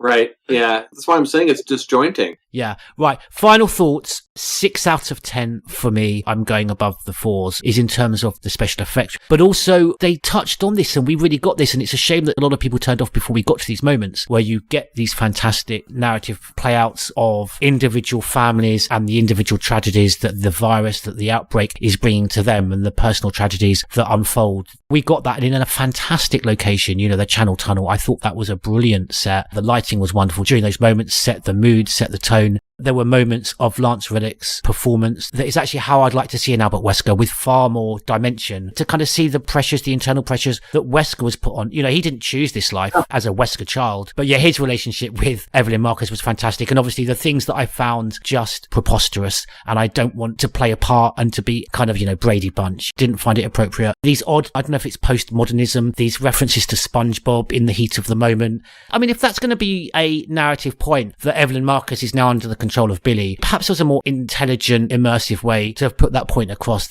A nod to her grandfather, James Marcus, who likes to dress up in robes and sing opera. 6 out of 10 for me. I enjoyed it because I put my Resident Evil fan cap off, and I just enjoyed it as a series in itself. I do give it the same score, a 6 out of 10. The creature designs were basically my favorite thing. They gave me the spider, man. Come on. Don't go in there. It's a big spider. It'll bite you. I need serum. I saw somewhere in the mansion. I kind of sound like Shaggy. I need serum, Scoob. Oh, you're always moaning, Richard. Stop complaining. This is why I let you die all the time. Going out to dinner with Richard. It's like, I don't see anything on the menu I like. Oh, just fucking order something, Richard. You do this every time we go out. Oh, I'm loving this Richard shade. I was giving Richard so much shade in your honour last night on the stream, Joe. Nice. It's like having Richard and Chris fighting each other. All right, Oracle, let's go into your final thoughts and marks out of 10. Let's see, probably 6 out of 10 too. I did enjoy the show, but the childhood teenage drama stuff, at some points, like I said, it just felt not really needed. Yeah. I did enjoy it. The plot twist with Wesker, and I honestly did think that they were really implying with the RE5 Wesker about how he has to take the antibiotics to help him fight off his own virus so it doesn't kill him or poison him. I really thought they were going with that too. Later we find out that it's not. It was a bit disappointing to me because I was like, holy crap, they actually paid attention. Yeah. I'm going to go with 6 out of 10 for all of the previously mentioned reasons. It's technically fantastic, and the performances I felt were very solid. The only criticisms that I have go to the story and the usage of Resident Evil. I do feel that they hijacked the story from they took something from the Resident Evil universe and made something new out of it, and at the same time sort of paid homage to the original source material, but in a way that utilized it and put it there for the fans, but in a way that was not universally accepted. You compare that with Sean Labert's Resident Evil Arclay short film, which took none of the direct Resident Evil plot points. But don't you agree it feels so much more Resident Evil than a show that's got a character called Albert Wesker and a company called Umbrella and a T-Virus? I agree. You can't just grab those disparate parts and put them together and call it Resident Evil. It doesn't work. Intrinsically, there's a vibe to a real Resident Evil project. Yes. That I think was missing from this. And I think that it has a lot to do with that CW teenage angst. So much to do with it. Yes. Really is not the right angle for a Resident Evil project. Not that it couldn't be. You could do that right. There could be some side characters that are added to the Resident Evil universe, but I don't think that it was done the way that I would have done it. And that's the response that we've gotten from most of the call-ins. And thank you very much for your participation. I think that made this really special. This has been a really great experience. They said the world would end in 2036. But they were wrong. The world ended a long time ago. Now, we are delighted to welcome our special guests into the Crimson Head Mansion with a prestigious list of credits to his name, including Pirates of the Caribbean, iRobot, Armageddon, Preacher, and visual effects supervisor for the new Resident Evil series on Netflix. We're privileged to be joined by Kevin Linganfelter. Kevin, welcome to the Crimson Head podcast. Nice to be here. Thank you very much. And helping your Crimson Head team with Kevin's questions, we are delighted to welcome back to our mansion the writer and director of the short film Dave, also known as Resident Evil Arclay, Sean Labert. Sean, welcome back. Hey guys, thanks for having me again. Such a delight. We love having you, Sean. Kevin, thank you once again for joining us. You have a list of credits as long as my leg, and my legs are long. Let me ask you this. How familiar were you with the individual Resident Evil games, and how much research and reference of game installments and BOWs, how much of that research went into the design of the monsters and visual effects? To answer the first part of the question regarding my experience with the games, yeah, I've played all the mainline story games when I first got a PlayStation, in 95, and Resident Evil came out in 96. Played it straight away, and then followed it, of course, with 2, 3, 4 on the GameCube. Right. 6 was the one I put pause on because I just wasn't enjoying it as much. Mm-hmm. But recently, before I left for South Africa to do the show last year, I finished it with my daughter. We kind of co-opted it and finished it. And then, of course, I had already done Resident Evil 7. And while I was in South Africa, I played Resident Evil Village, or 8. And I've seen all the Anderson films. I've watched all the CGI movies. I've gone to the theater and actually seen the Anderson films. So, and I enjoyed them for what they were, My goal, when I was first asked to come on, or when I heard Netflix was doing the show, I hadn't heard anything. I didn't know any names had been attached or nothing. I went in just and talked to the episodic manager and talked to him and just expressed my interest in doing it. So I went in sight unseen, didn't see any scripts or anything. So I was always approaching, particularly in regards to the creatures, as pretty much trying to bring to the screen the best version of them as possible. Do better than the movies, be authentic, and try to ground them to some degree. You have ones that are a little easier than others to do that, the dog and the rat. The caterpillar and the croc, everybody knows what those two things look like, but those things went through massive growth spurts. So still, the goal was to ground them. So that was my mission from the get-go. So when I was hired on, I was the second person pretty much hired on. It was me and production designer James Foster. And then I got the scripts, and then I broke them down, and I finally saw what they were attempting with this iteration of Resident Evil and what they wanted to accomplish with the series. But once again, the thing that was always on my mind, and I was always laser focused on was just making sure the creatures looked the best that they could look. I think it's absolutely amazing that you have that deep of an understanding of the games and the movies. I love the fact that you before this thing happened, that you were so immersed in the canon of Resident Evil. I mean, that's amazing. That shows in the detail that you brought to this show. I pursue projects that interest me, so I'm not satisfied just letting a show come in and do it. I mean, I've been victim of that when I worked facility side. It's a little hard to control it, but often what I pursue certain things. Godzilla, the Roland Emmerich thing was one that I did pursue. Mm-hmm. And I stopped pursuing it after a certain point because I wasn't crazy about the direction they were going in. Another good example of one I pursued pretty hard was Preacher. I'm seeing similarities here between Preacher and Resident Evil and in how they were adapted, or whatever you want to refer to it as. Early on, I kind of knew we were going to have trouble selling this to the hardcore fans because I was coming at it from a hardcore fan. I was just interested in really making these creatures look as good as they could because I was never satisfied with the creatures that I was seeing on the screen. I'm not trying to present it as hubris or ego. It's just, I knew what I wanted to do. I stocked the vendor list for the visual effects appropriately, to do the creature work. I found everybody's strengths and weaknesses and went with that. That's how I got the results that I did. We have individual questions that are going to ask you, Kevin, about the individual BOWs and the creatures. I just want to quickly say, overall, I thought the creatures looked absolutely fantastic. That you are a fan, and it runs through all the designs, the liquors. I don't want to go into too much detail because we've got questions that cover this, but they looked wonderful, and I really did think that these were the best representations of some of these creatures that we've seen. One of the silver linings of all this has been that even with a lot of the negative reviews, it's usually peppered with but the creatures look great.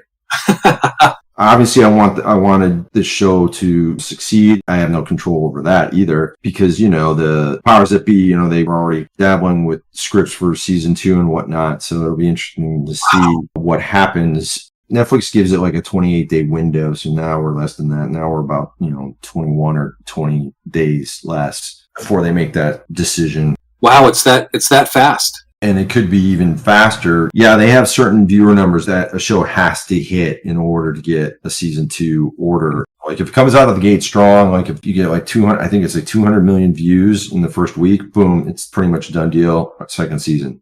I don't truly understand Netflix algorithms. There is a set number that has to be hit.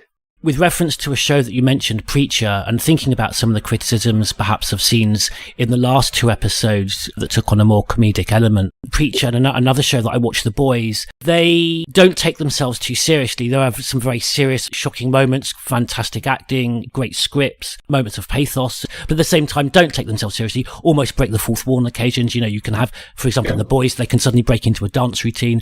Interestingly, I wonder how you felt those elements could be and should be used within a Resident Evil series. That's a good question, and I have to give credit where credit is due. As far as adaptation goes, I'm a huge Garth Ennis fan, starting with Preacher, and then of course I went to The Boys. So I was aware of both properties before they were turned into episodic series. One of my great honors was meeting both Garth and Steve Dillon while doing the pilot episode of Preacher before, rest in peace, Steve Dillon passed away. Wow.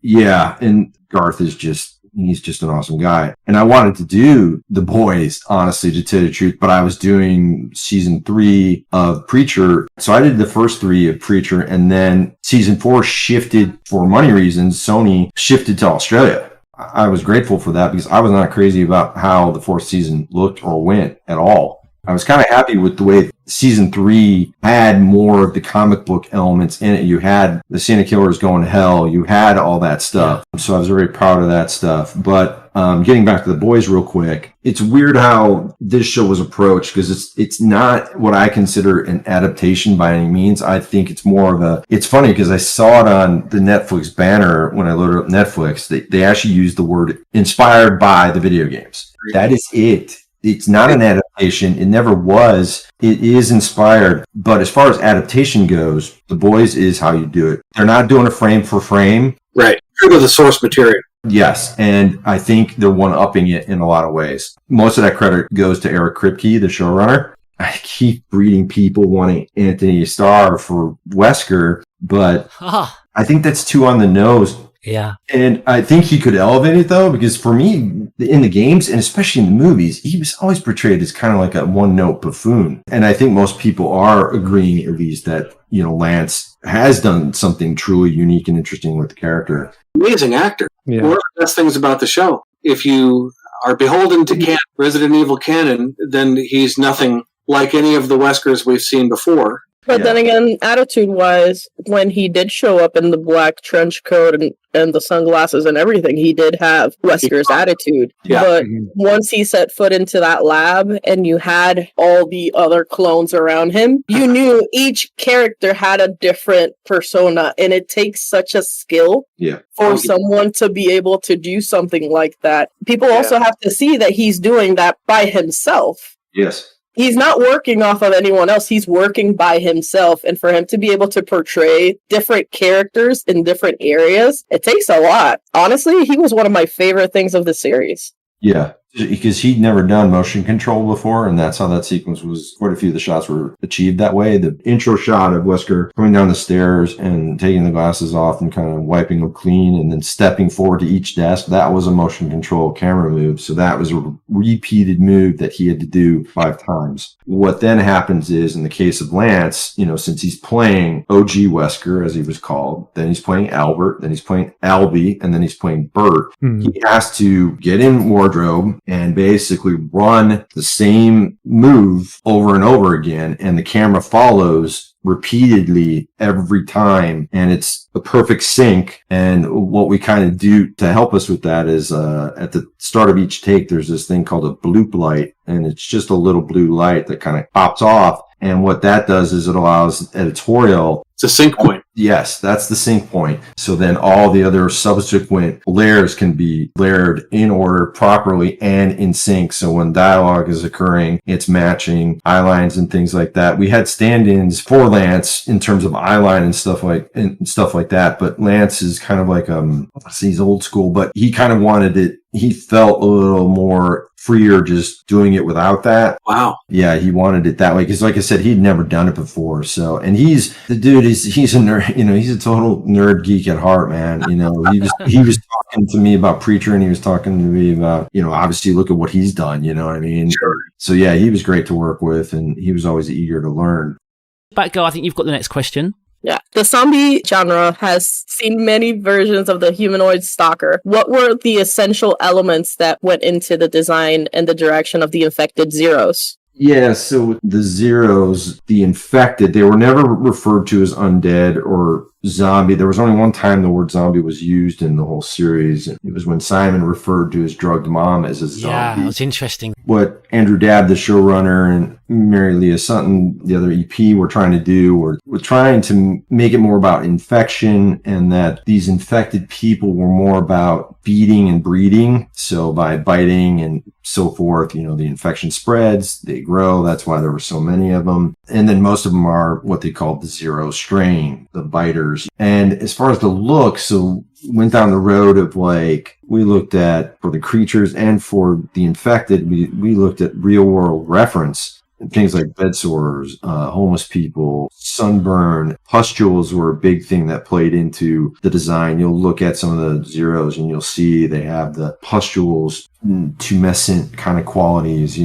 Those were the big things. So we didn't do any of the Walking Dead type of thing where you have this emaciated person and then you apply green screen fabric to areas so that you can punch holes through them. We didn't really do any of that. We did blow off plenty of heads and stuff like that. The first director, she got to kind of set some of the groundwork and the looks and stuff like that. And she even tried to establish a certain way they moved. She was looking at a lot of African dance and things like that. You'll see several of them in the first episode and even up to the last episode where a lot of times they'll keep their arms down by their bodies as they run or what have you. That was kind of like a deliberate thing that she had put into this. And we carried over that infected quality, like all the creatures have that pustule state. So the caterpillar has it, the rat had it, the Cerberus had it. It's just to show consistency in the T virus and what it can do, so that there was some kind of like through line or thread of like, what is a commonality in the infection, human versus animal? And then we came up with the bifurcated, like the spider, it's probably hard to see, but it actually has a split head. And we did a split tail on the croc and things like that. It was easier with the BOWs. The liquor was probably the only one I didn't really put it into, because the liquor being more of a flayed skin kind of.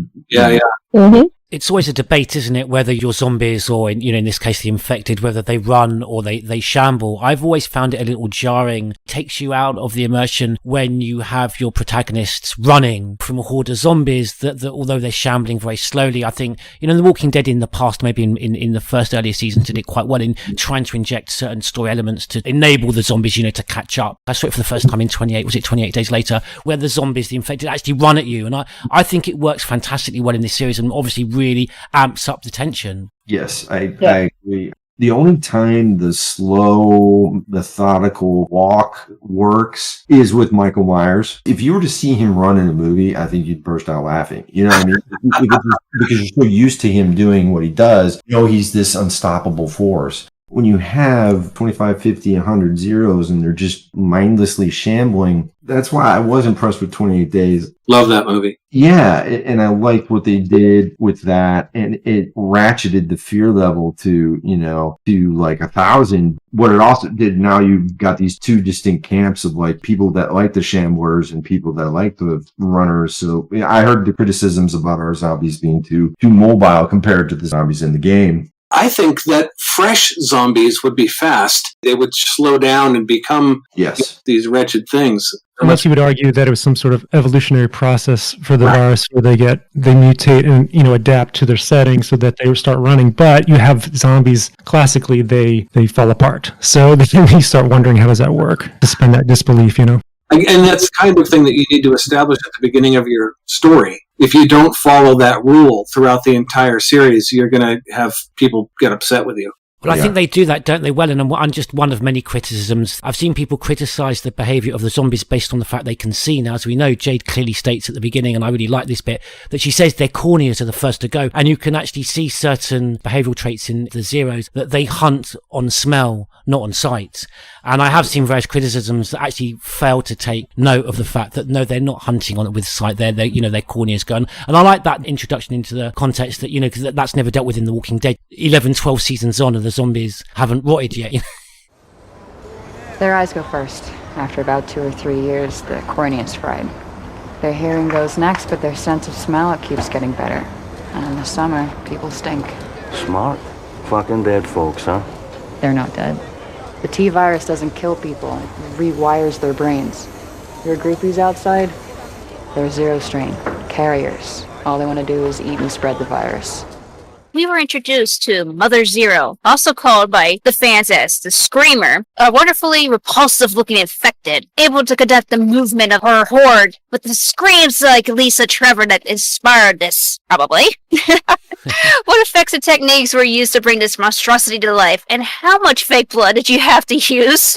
I don't know how many gallons Mickey and his team went through, but it was a lot. And a lot of it, too, was your classic kind of like, they would wire tubes up. And they also created kind of like special effects worked with makeup effects. Adrian and his Creation Studios team kind of created this kind of false shoulder that at one point the chainsaw gets embedded on her shoulder and it stays there. That was a practical element that was attached to her. We just went in and kind of cleaned up the edges and made it look more integrated into her clothing and into her skin. We added the blood and so forth along with the tubes because they would spray, and then it was just one of those things where it's like, no, we want more. We wanted more. More blood. Yeah. Most of the headshots, I think all the headshots actually were done by us. Who gets to clean all that up? Did they inspire her from the Resident Evil 6 Screamer? Not that I recall. I don't recall anything written in the script. The makeup and prosthetics for her, I wasn't as involved until we got to that whole pheromone breath thing. So generally, I have enough on my plate that I'm just paying attention to what I need to do. So I don't remember anyone explicitly bringing up any kind of Resident Evil 6 reference for her. A lot of fans actually point that out, that she has like a reference to the Resident Evil 6 screamer because he uses his screams to direct the horde of zombies into attacking people. I'll ask Andrew outright, and I wouldn't be surprised if that was the case. So I'll just ask him. Yeah, that's a great observation, Oracle. Based on that, you're absolutely right. I'm trying to remember that moment, too. So like I said, I played that one again before I played 8, just to finish it, finally. The scream that you hear in the show is her actual scream. So on set, it was even more powerful. The way it was written is they refer to her as Mama Zero or Queen Zero. I believe the lead Brotherhood character refers to her as Queen Zero. The idea is she had this gland, she had developed this gland that secreted this pheromone that when she screamed in exhalation kind of went out and allowed her to manipulate or control the Zeros. This was something else that we went through. Oh my God, they wanted to actually see particulate in the air. There is one shot, if you look closely, it's a shot when she screams for the second time. It's got a shake on it. We actually didn't do that. They actually shook that in camera. Wow. Yeah, they actually did. We did not do that. Most of the other shake that was done, that was definitely us because I just like to have the control of it. Sure. If you look close enough, you'll see just the tiniest of like a greenish kind of mist with a little bit of particulate. I didn't want it to film. I worked back in the day on, oh my God, this takes me back to like 93. And it was about an outbreak. It was called Outbreak. Someone sneezes in a movie theater and they this thing where you see the Ebola particulate floating through the air and you see people were laughing at whatever was on the screen and they're infected. So we went back and forth on this. Andrew hated it, wanted nothing to do with it. I think Constantine was pushing it at the time and maybe even Netflix. So we just went with the one shot. At one point, it was like 4 shots that I was having this company, Mr. Wolf, do for me. Luckily, like I said, we only ended up with the one, thankfully. But that's the idea of her, is that she's kind of like this control Zero. Something Jade been looking for the whole time. They show no sign of intelligence. They show no sign of a hierarchy or a leader. The closest thing they had is the main Zero that tackles her, who was dubbed, this is no joke, it was scripted as this, he was dubbed Dickface. His initial makeup was this kind of, if you look at him, he's actually, I think I have him as my avatar on my Twitter. Oh, yes, I wondered what that was.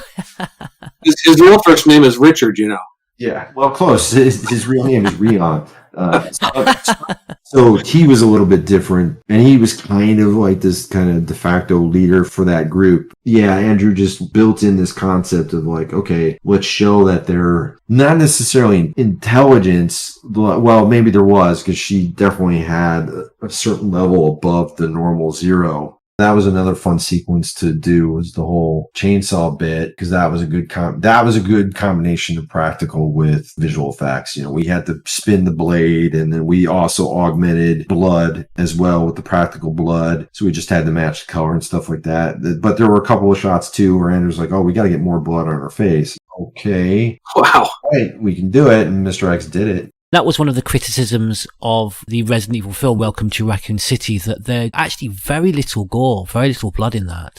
Yeah, that is a criticism, but the thing I was struck by was like, you had one dog and you had one liquor. Just interesting choices in that regard. I mean, yes, the liquor got to a fight with Lisa Trevor, which was dynamically interesting. One dog was kind of like, really? You're just going to do one? Once again, though, it gets back to that whole thing, like... One dog, but you got to understand, this one dog's a motherfucker. We won't be monetizing this on YouTube now. No, we don't anyway, Joe. We don't. We could always add in Richard screaming or Chris screaming as our bleepers.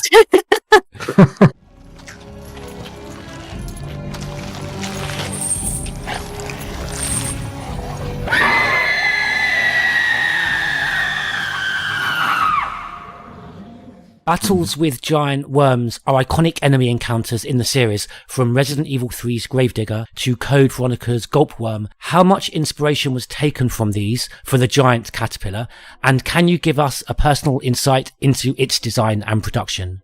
The giant caterpillar, I've kind of just run with it online because most people do end up referring to our boy as Gravedigger. It's not. It wasn't written that way. I tried to imbue certain qualities of Gravedigger into it, but the actual caterpillar itself is based on an actual real-world species of caterpillar called Bromea hirsae. And it looks like that. It's got these kind of very green and red, and it's got the thorny protrusions, pointed protrusions on it. So that's what we based our boy off of. There was another variation where it was orange and black, so it was this weird kind of like you either had the Christmas one or you had the Halloween one. But we settled on that kind of pastel-y green and pastel-y red for our boy. And then we added, once again, this was done by Rodeo Effects. That was one of the more challenging ones because that was one of the ones, interestingly enough, that the powers that be, they wanted to cut it completely. So when we were doing Gray Shaded, Constantine in particular was like, oh my God, this isn't working. It looks like a turd.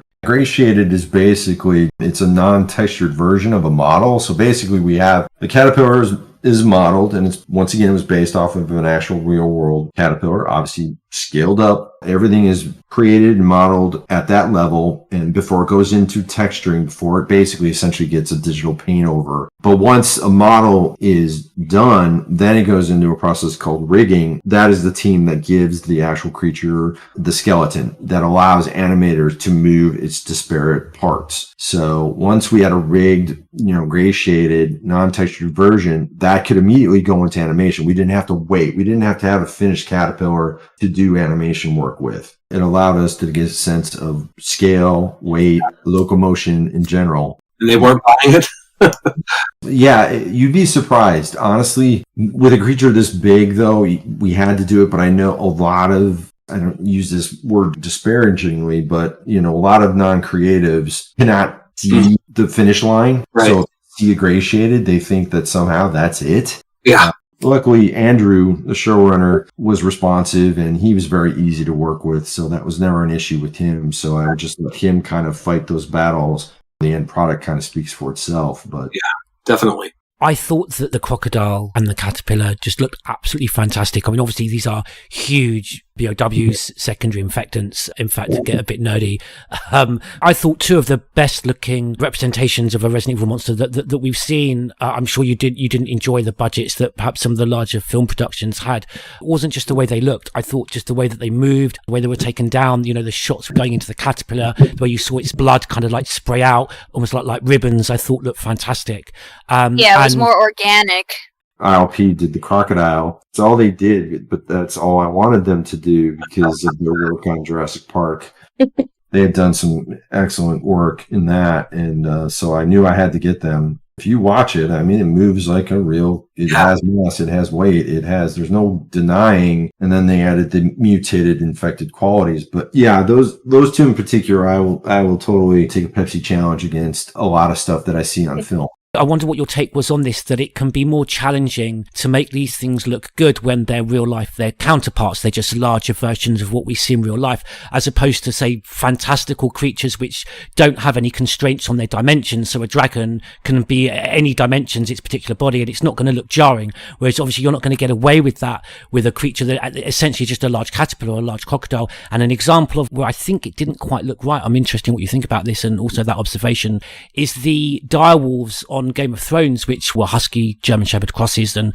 one of them was an Arctic wolf, depending where they were filming. I don't know the process, but just simply CGI to make larger. Something about them just looked off. They were just, basically, they looked like very, very large wolves, and it just looked a little off compared to the crocodile and the caterpillar, which just looked absolutely phenomenal.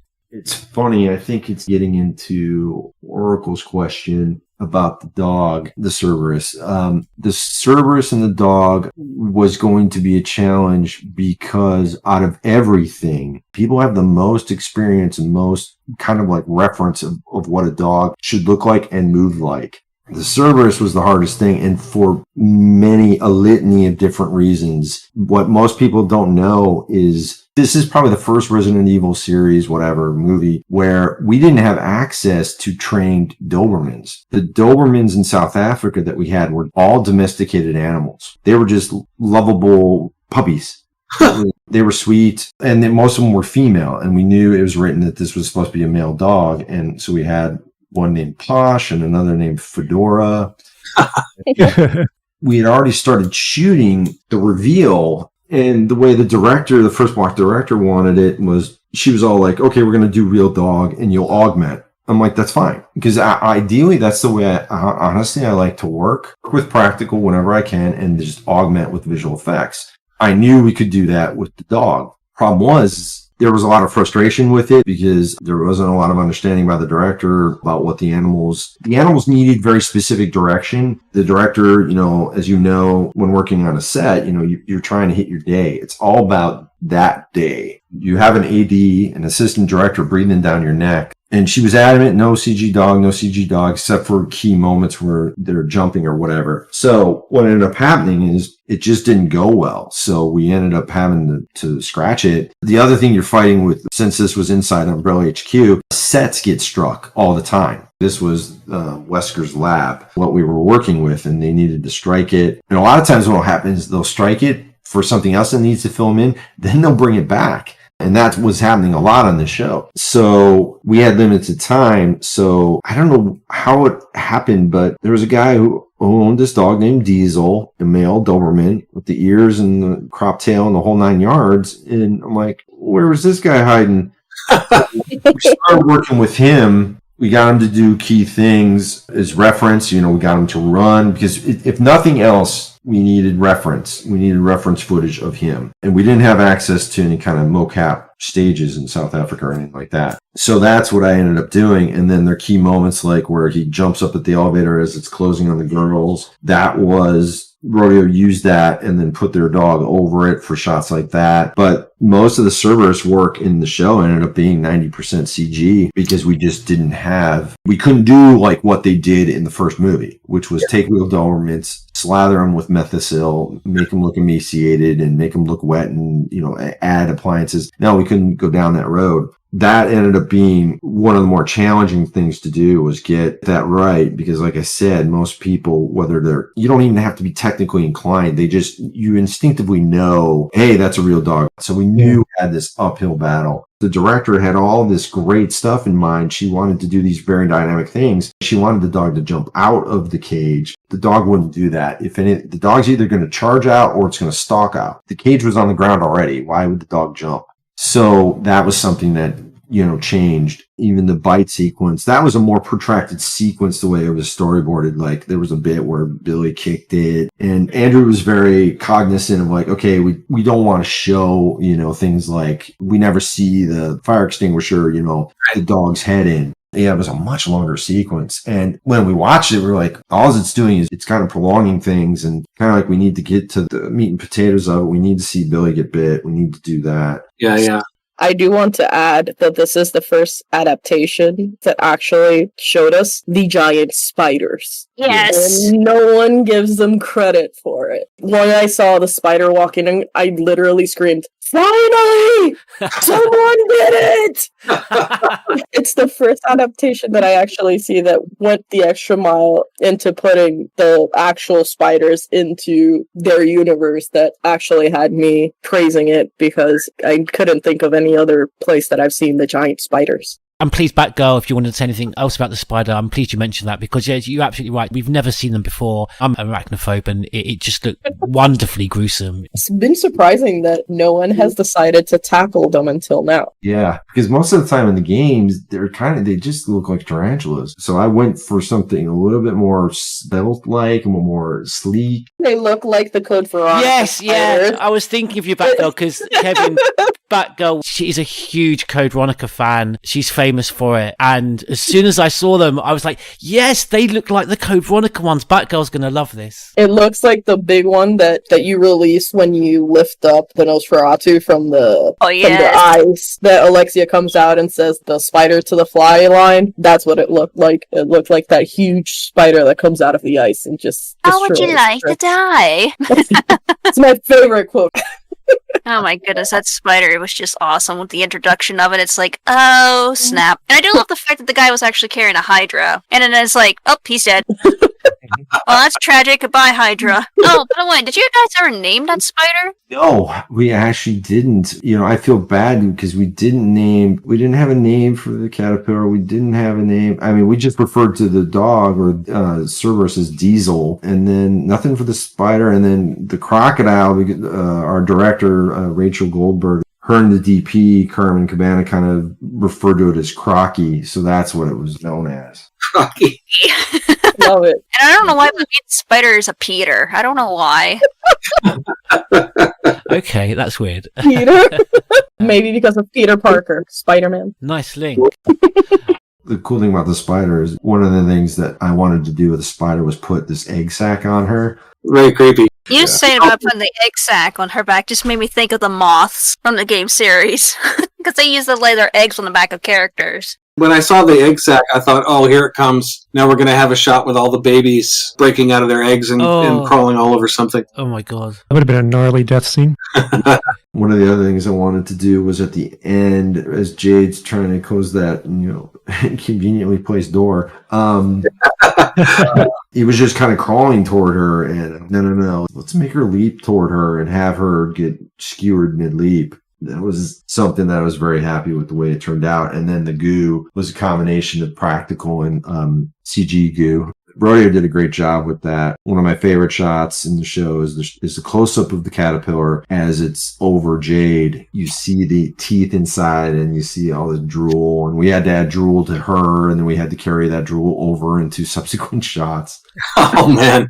Yeah. I like the idea there's fake like CGI goo and real goo. Yes. I'm just imagining like bottles with labels goo on them. I will say, going back to the dog bit, that as much as of a challenge it sounds like, you guys pretty much knocked it out of the park visually. The dog looks fantastic. I think one of the better things of this series is the visual effects, so I applaud you for that. The lighting and everything about it just looks so realistic. You should be proud of that. Thank you. I appreciate that. Mr. X did the liquor, ILP did the crocodile, and Rodeo did the caterpillar, the dog, the rat, the spider, and the lizard. If I was to summarize the series, it looks absolutely gorgeous. It competes with anything in terms of look and style. The only problems that I have with it are story. In terms of it being a Resident Evil product, it didn't have to be called Resident Evil. It just felt like it was so far away from the Resident Evil. Lickers. They hunt by sound. So the liquor's in the Channel Tunnel. What a great location for such a terrifying encounter. That was one of the best representations, at least to me, on screen, from their design and their movement. It must have been both challenging and a joy to put these on screen too, right? That one too was a chore, because interestingly enough, we ended up doing that whole Chunnel thing, the dual tunnel thing, and inside a large stage. We actually had this really great location that, funny enough, has been used multiple times by Anderson's films for underground, subterranean kind of looks. And we had it, contract was all signed and ready to go, and that's where we were going to film. And then come to find out that they were doing some kind of retro renovation to it, so we lost the location. I think we ended up losing 2 total before we settled on this. Okay, we're not going to find a location, we're going to have to create one. So we took 2 rather large stages at SBH, gutted them, and then the production team and the art department came in, set deck, and created the kind of subterranean, gunky, nasty world. And then they also created the 4 blue screen holes that obviously you see in the show, but that's what we used to extend the tunnel. Wow. On either side. So every shot where you're seeing like either Baxter's side or Jade's side, that sequence was all done by Mr. X. Amazing. Yeah, and then the liquor, it's funny because we do get a lot of praise for it, but the one thing I did want to do with it, was the only creature where I wanted to be careful, but I'm like, I don't want to do a 1-to-1. I've never been crazy with this idea of this tumescent brain out there. It's just like the world's largest hitbox.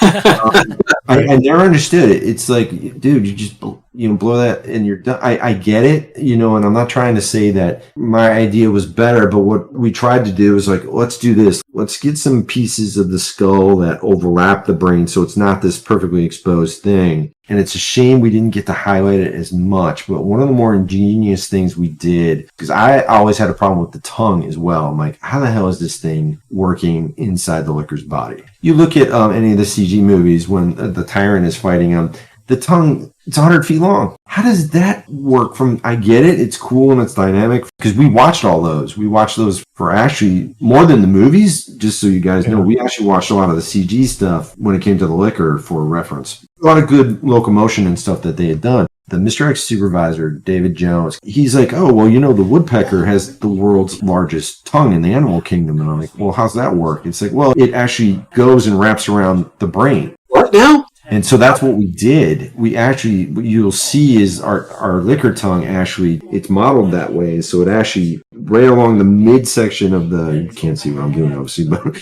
midline of the brain, the tongue rests there. So that is how we justified the length. Especially in that one shot where there's the face-off between the liquor and her. It's there, it's animated there. You actually see the tongue kind of unwrap off the brain as it comes out. So that's one of the things we tried to infuse into it. And it's something, if there is a season 2, that I want to expand on. I'm not interested in making them bigger or anything like that. I know the movies did that. I don't feel the need for that. One of the creatures that I would love to do is the hunter. So the liquor it was a hard thing to do just to get the location right. And then, oh my God. And the other thing too, because we were on a stage, the vehicles that were being used were all diesel powered. The doors to the stage had been closed. It built up and built up and built up and became toxic. So get out, evacuate or whatever and clear the area. No one was harmed, thankfully, but did kind of succumb. They got dizzy. Their eyes were like bloodshot, that type of thing. Getting a bit too close to your source material. Yeah.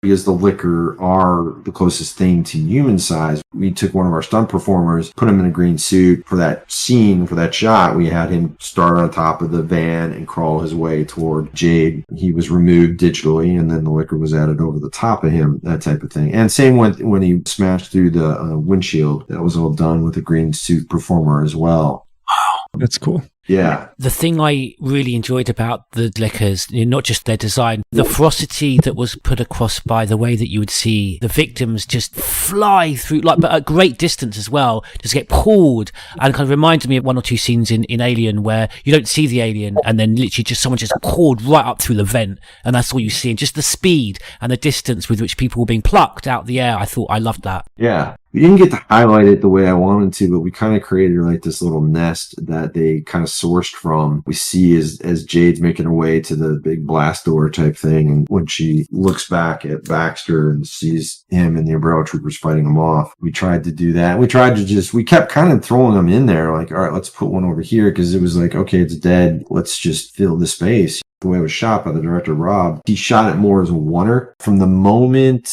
the liquor smashes the van windshield and gets inside and gets on top of the guy, open the door and they get out as a group, that was all done as one, all the way up to the point where she gets to the blast door and her devil horns and then the mother, father, and the son escape. That was all done as a oneer. But Netflix decided it needed to be... Oh man, my heart breaks just hearing that. Because being able to master a oneer in such a visceral setting like that, it would have elevated that fight. Just the masterful direction of seeing a oneer with all that, with the liquors, would be amazing. I would love to see your take on a Resident Evil property. I can't write my way out of one of the things I was going to do, and that's why I had the question on Twitter, is I'm going to check out the S.D. Perry books. Oh, yes, I saw that, yes. What they are about, because a lot of people like them.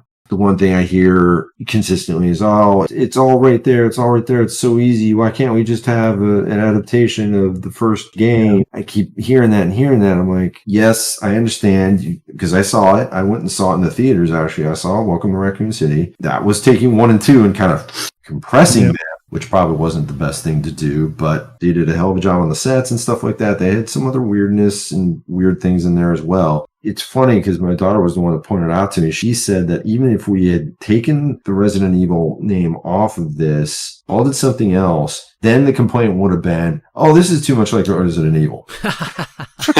You're right. It would have been a complaint regardless of what task. That's the thing. It's a damned if you do, damned if you don't. Yeah. And the last thing, just so you guys know too, the last thing I want to do is get a season 2, but find out that, but we're not going to give you the same budget. Oof. Yeah. That was the death of The Walking Dead. Yeah. By far the majority of its followers and fans thoroughly enjoyed the first season, and obviously we all know the whole Frank. I'm a huge Darabont fan. Yeah. When you cut the budget as much as AMC did on that production, you get what you pay for. It's all going to suffer. Kevin, it's interesting you touched on it there. We recorded an entire podcast with Sean discussing that very thing, that whether the narrative of the video games can be translated directly onto the screen and the challenges with that. And we recorded for over 3 hours. So to ask you, almost do the impossible and just ask you briefly what your take is on that, whether you think that's even possible. Many would argue, myself included, although I'm a passionate fan, I just don't even know if it's possible, just by the very nature of the narrative that we get in the video game, that it's going to be possible, to translate that directly onto the big screen. It all begins with the script. You have to have a good script. I mean, if you started the movie off the way the first game does, where like it's all just rushing to find Bravo team, I think it is, then you hear the dogs, you hear the Cerberus, then it's just a mad dash, to get to the mansion. Right. And then you get the introduction, Joey, Wesker, Jill, Barry, and then they split up. It does come down to the actors, because I do think with Welcome to Raccoon City, it was weird to me the way they had a weird take on Leon. Just the way they wrote him as this kind of doofus,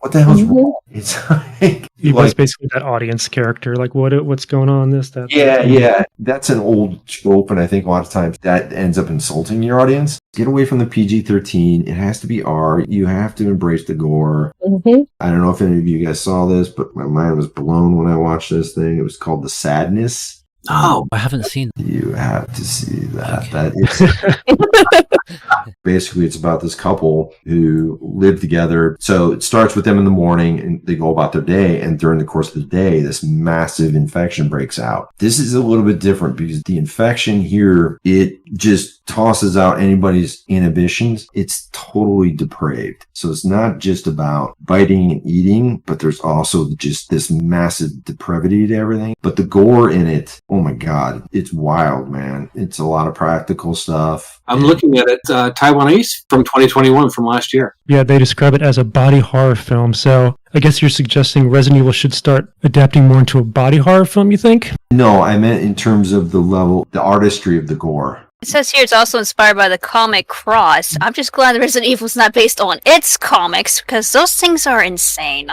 Oh, yes, exactly. I'm glad you brought that up. Very true. So I don't know if you're familiar with, any of you are familiar with that comic, but imagine that in a live action form. That's kind of what you're getting. It's not just shock for shock value. There is a story there. You got these two characters that are trying to find each other in the midst of this chaos, and how each one of them is surviving in their own way. It's a very interesting story. It's pretty wild. It surprised the shit out of me, pardon my French. That's okay. Because that was the other thing too, is we did this show during the height of COVID. So we only at peak had 40 what we called hero zeros. That is 40 extras, 40 stunt people made up in makeup that held up close to camera. That's it. Holy cow. Every extra that was made up costs 3 times more than the average extra because of all the COVID tests necessary. Right. So we quickly blew through the budget on that. The one thing I am proud of with the show, too, is a lot of our stuff is done in broad daylight. Caterpillar's broad daylight. The Cerberus starts out in a bright room, and then it goes, the emergency lighting kicks in, and it goes red, and there's some dark shots. That is also broad daylight. The Licker and the Spider kind of work best in those environments. You know what I mean? You could do a Licker in broad daylight, but the subterranean qualities of both those locations just help those creatures even more. Sure. And then the Crocodile, of course, being broad daylight. No hiding of sins, Right. The difficulty is that with a dark shot, you can hide flaws in a shot. You can actually get away with doing a lot less work when you can hide things in shadows. When everything is exposed in the bright light of day, you have to be very much more precise. Yes, exactly. I was going to ask you, prior with your knowledge of Resident Evil, directors have their vision, producers have their vision, and clearly you have a vision when it comes to the monsters and Resident Evil. Did the meetings and chatter ever come to you and say, like, how do you vision these monsters to come to reality, or was it more of just of a compromised chatter, or did you just have to agree with whatever the vision was initially? That was, and this is something I have to remind myself of more, when I read negative stuff, is the fact that with all the creature stuff, there was and I'm not kidding you, this was a first for me, there were very little changes, very little notes. Wow. It couldn't have gone any easier for me. The stuff that we were getting noted on the most were things like monitor inserts, like when Jade was talking to Arjun on the tablet, we went through a bunch of rounds on that stuff. nothing is ever perfect, right? There's always, I have experience in film and television. In both, I've always felt like, oh my God, if I just had 2 more hours, just give me that day. Yeah. You know, and the very first visual effects shot where Jade has got her head against the pavement and then the camera tilts up with her to reveal, destroyed London. That was another one that was tough. Netflix weighed in a little bit on the dog because one of our versions of the dog actually, and it was a good note, it had a lot of pustules on him. It was a little too much. We did 2 element shoot days, and those were the funnest days. Me and my producer, Casey, work with the special effects team, and we shoot muzzle flashes, cartridges ejecting. We shot references of the chainsaw with blood on it. We shot heads blowing up. We shot, gore. We shot the goo bags. There would be these 1-2 liter bags full of this kind of yellowish methacil, and then there'd be a charge inside that would pop off, and the shit would fly everywhere.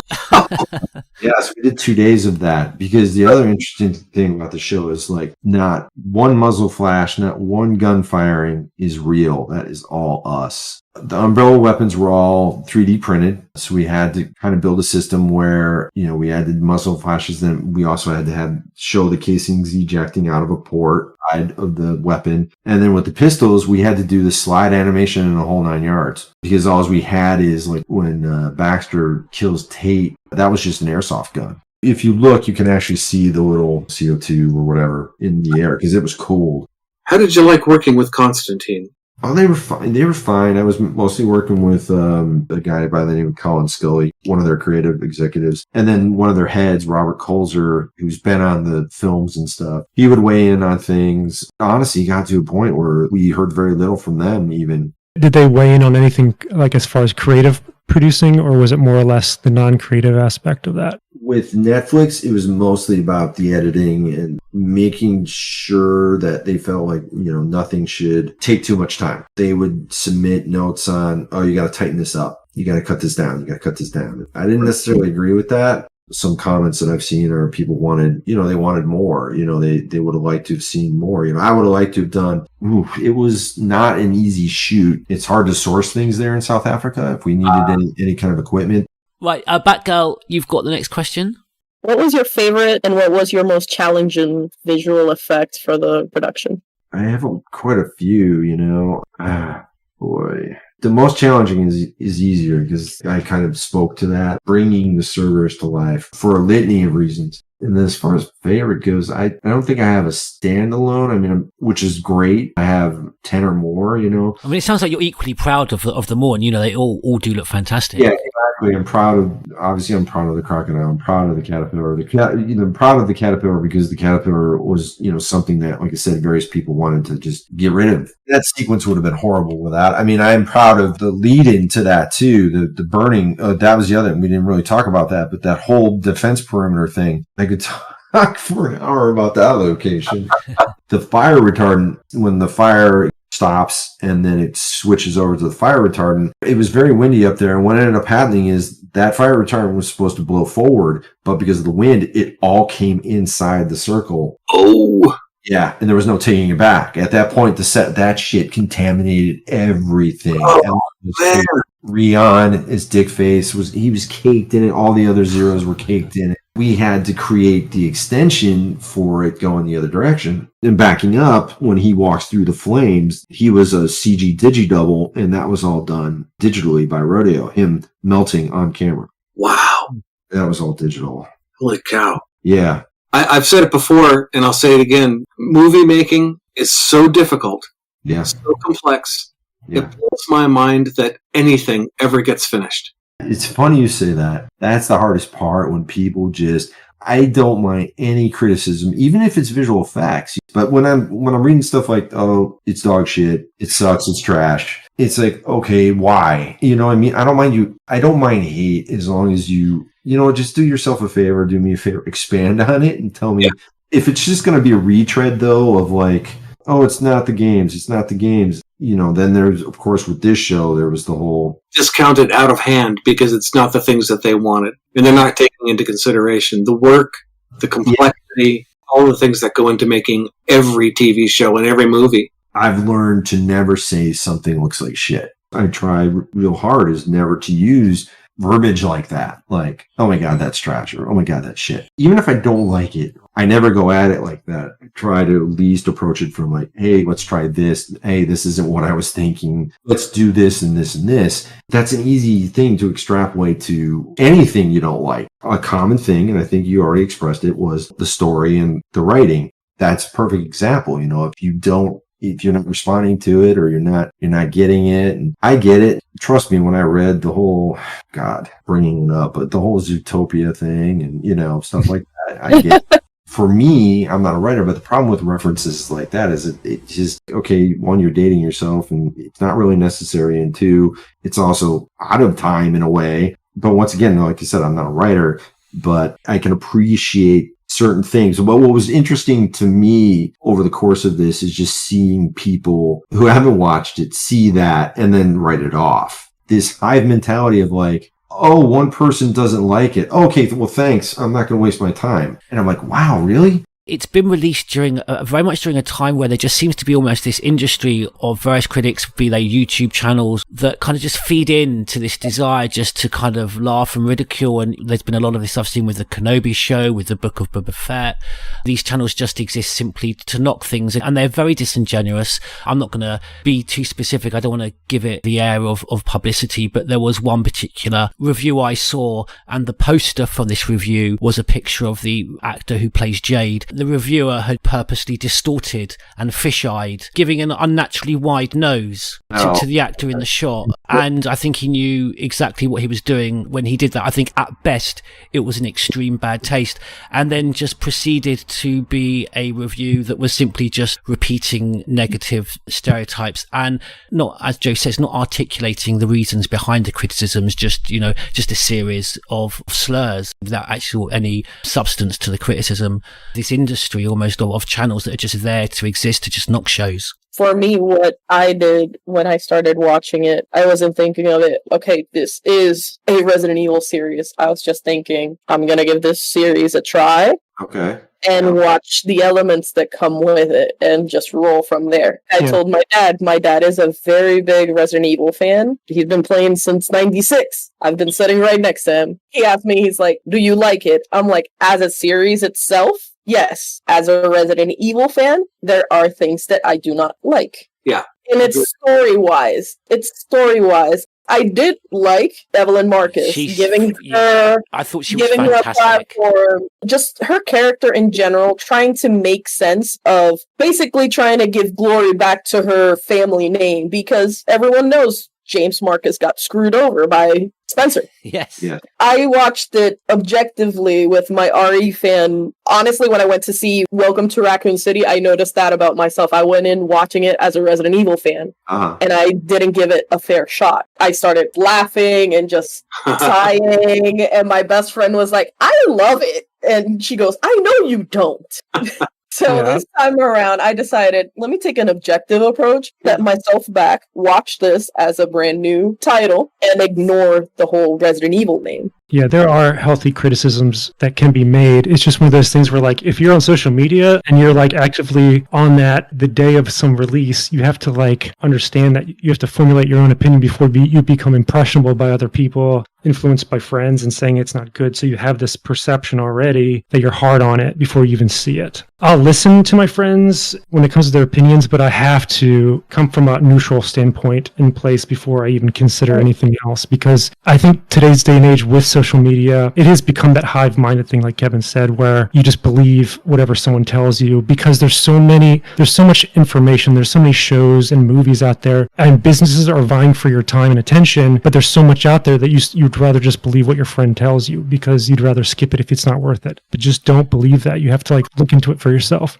A lot of this seems to, people want things to exist in their extremes. It's either extremely good or extremely bad. Yeah. And I've seen a lot of people seem to not be able to detach from that and just focus on the good, not just be kind of overwhelmed by the bad. I, for one, as a huge Resident Evil fan and kind of, I suppose, as an old school fan, as a traditionalist that's always wanted to see a very close adaptation put on the big screen, I didn't like just from a narrative point of view, I mean, it was fantastic to see Lance Reddick's performance, but just from a narrative narrative point of view. I didn't enjoy the clone story, but there was so much about this that was new and outside of the series, the video game narrative, that I really, really liked. You've seen the criticism, Kevin, that it was kind of too much of a teen drama.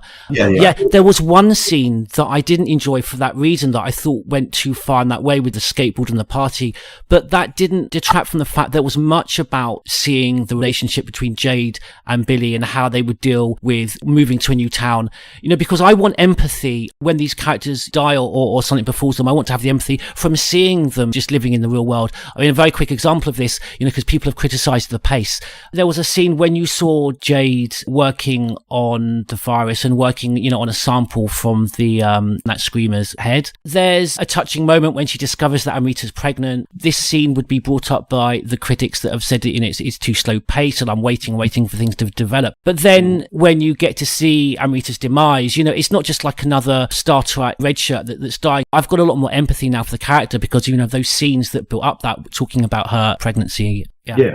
I would certainly defend that scene too. You hit the nail on the head when it comes to empathy and creating character, especially like going back to Resident Evil Arclay that I directed. When it comes to people like it, but it's all about character. So if you don't care about the slow moving, slow burning aspect to it, you kind of take away the slow character growth that this show does offer when it does. Anya,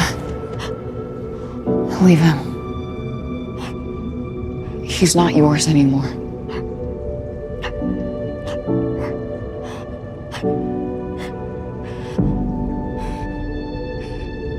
I can't. If you wanted to elaborate any more on any kind of other visual effects you may have not talked about that you did that may not have to do with the monsters, it may have to do with the settings or like adding like really subtle effects that we assume that is only through the lens of the camera. Doesn't sound like much, but I can't reiterate it enough. Every muzzle flash, every time he fired that AK, and we had to add the actual bayonet to the end of the rifle because, you know, didn't want to kill anybody because he slashed several zeros with it and whatnot. So that was a CG blade. The blood was either 2D blood or 3D blood. We had to add shell casings as they were firing.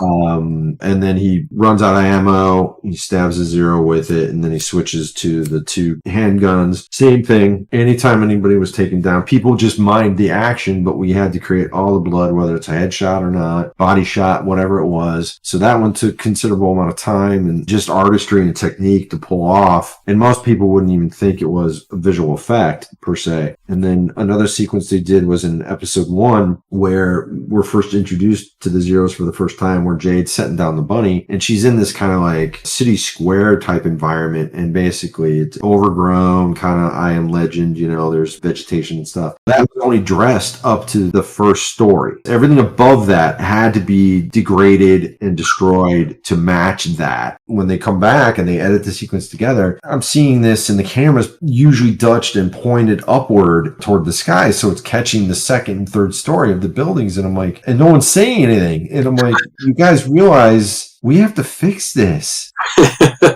That's going to look like shit. How do you justify this? So that wasn't even something that was scripted. So these awesome artists at Mr. Wolf, you know, had to go in. We had no blue screen, no green screen. It was all roto. And roto, when the zeros overlapped the buildings or Jade overlapped the building, had to be rotoed. And then they would go in and add the weather staining from like rain. They would break out windows. They would break balcony railings and stuff like that. All that stuff was added by them. That's a big job. And then the other one that turned out pretty well considering an initial nightmare it was the Billy bathroom ode to RE3R, where Jill's in the bathroom looking at herself and she has that hallucination of turning into a zombie. Because we were seeing only her hands, camera side, we were only seeing the hands and whatnot, and then we were seeing her reflection in the mirror. What I wanted to do is I wanted to build a mirrored set so that her stunt performer, Jenny, could wear the camera rig, come in, and they would in sync do the movements, and it would all be captured in camera that way, and then we just add the appearance of glass to sell the gag. But the production didn't have time, or we didn't have the space to do that, so what we ended up doing was building like just up one half, you know, just the bathroom itself for the one side, and we shot with a real mirror. So poor Sienna had to wear this cumbersome camera rig from her waist all the way up to the bottom of her chin.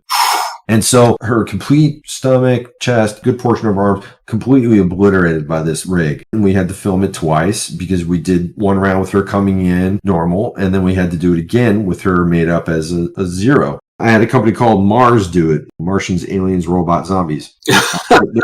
They're a smaller company, and they're kind of claiming the fame right now is they're doing a lot of really good research into machine learning and AI. They're finding unique ways to actually do rotoscoping, which is normally basically rotoscoping is where you trace an outline of something, whether it's an actor or whatever, and it can be very tedious. And a lot of times, like if it's an actor running or someone doing something, it's multiple shapes that make up that roto. You rarely do this thing where you just trace the complete outline of someone and call it a day, because the movements are they can be so quick and so disparate that you kind of break it down to its base forms, and you end up with like 50 or 100 shapes inside a body of someone running, that type of thing.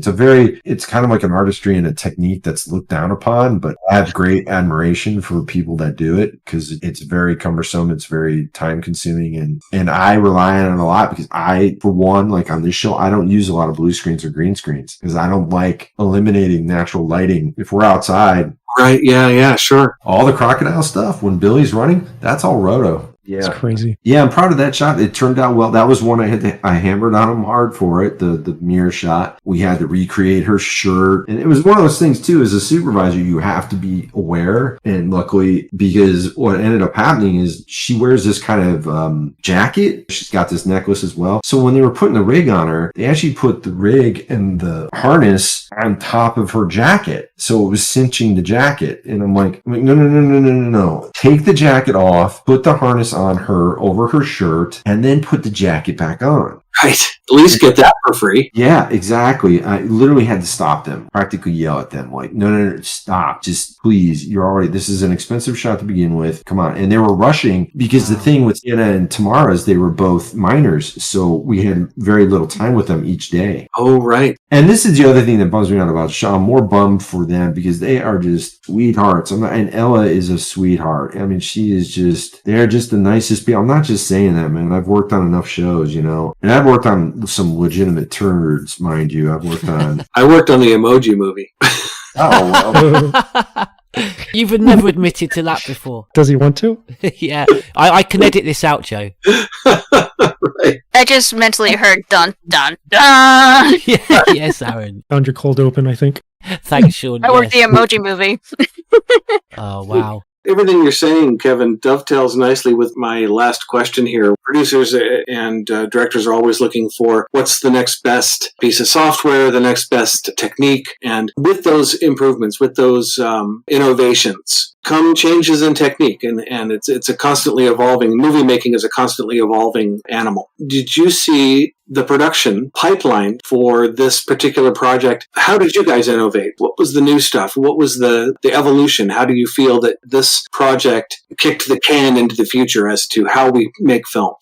I mean, for us, we pretty much relied on a lot of traditional pipelines. For me, it was more about once again, it was about the evolution of the creature work. There's that infamous practical effects are better than CGI. It's like, here we go again. I'm sorry, but you'll never get a practical version of Davy Jones looking as good as Davy Jones did. You'll never get a practical version of Caesar looking as good as Caesar did. You'll never get a 100-foot crocodile looking as good as it did in our show, practically. They've tried it. They've done all these croc movies, They're all good tools. And the person that you're looking for to run the show is a craftsman who understands that this is a box of tools that are meant to be used for what they're good for. And to augment one another. That's the way I like to work, except in those extreme cases when you know that, okay, we've got to do it CG. But when it comes to blood and gore and stuff like that, by all means, yeah, let's try to do it real. Do it practically, do it with special effects. Yeah.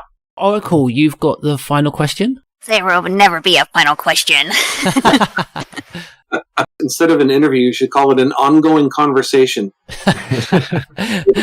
As long as you're happy to edit it all, Joe. We've been recording for almost 3 hours now. We can talk for hours I if think we just need. makes us all officially nerds, doesn't it, really?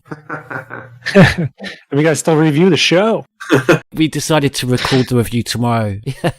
So, yeah, right, over to you, Aaron. All right. The question being is basically, is there any projects you're currently working on or in the future that you're allowed to talk about? At the end of the show, when I delivered it, after I finished, the idea for the liquor billboard came up. I ended up overseeing the billboard that was done for Times Square. That was out of this world. I'm being really stupid, but I was trying to work out how that even works. It's just incredible. The original idea, it was going to be Times Square and Piccadilly. Money became a factor, so it ended up just being... Oh, you mean Piccadilly Circus in England? Yes. Oh, no. I would have driven down to have seen that. Oh, darn it. That billboard is amazing. I would have filmed it, put it on the website. We had to use another studio for that because Mr. X, who'd done the liquor, they went through a really hard transition during the show where their company kind of imploded. Their creative head left the company. Oof.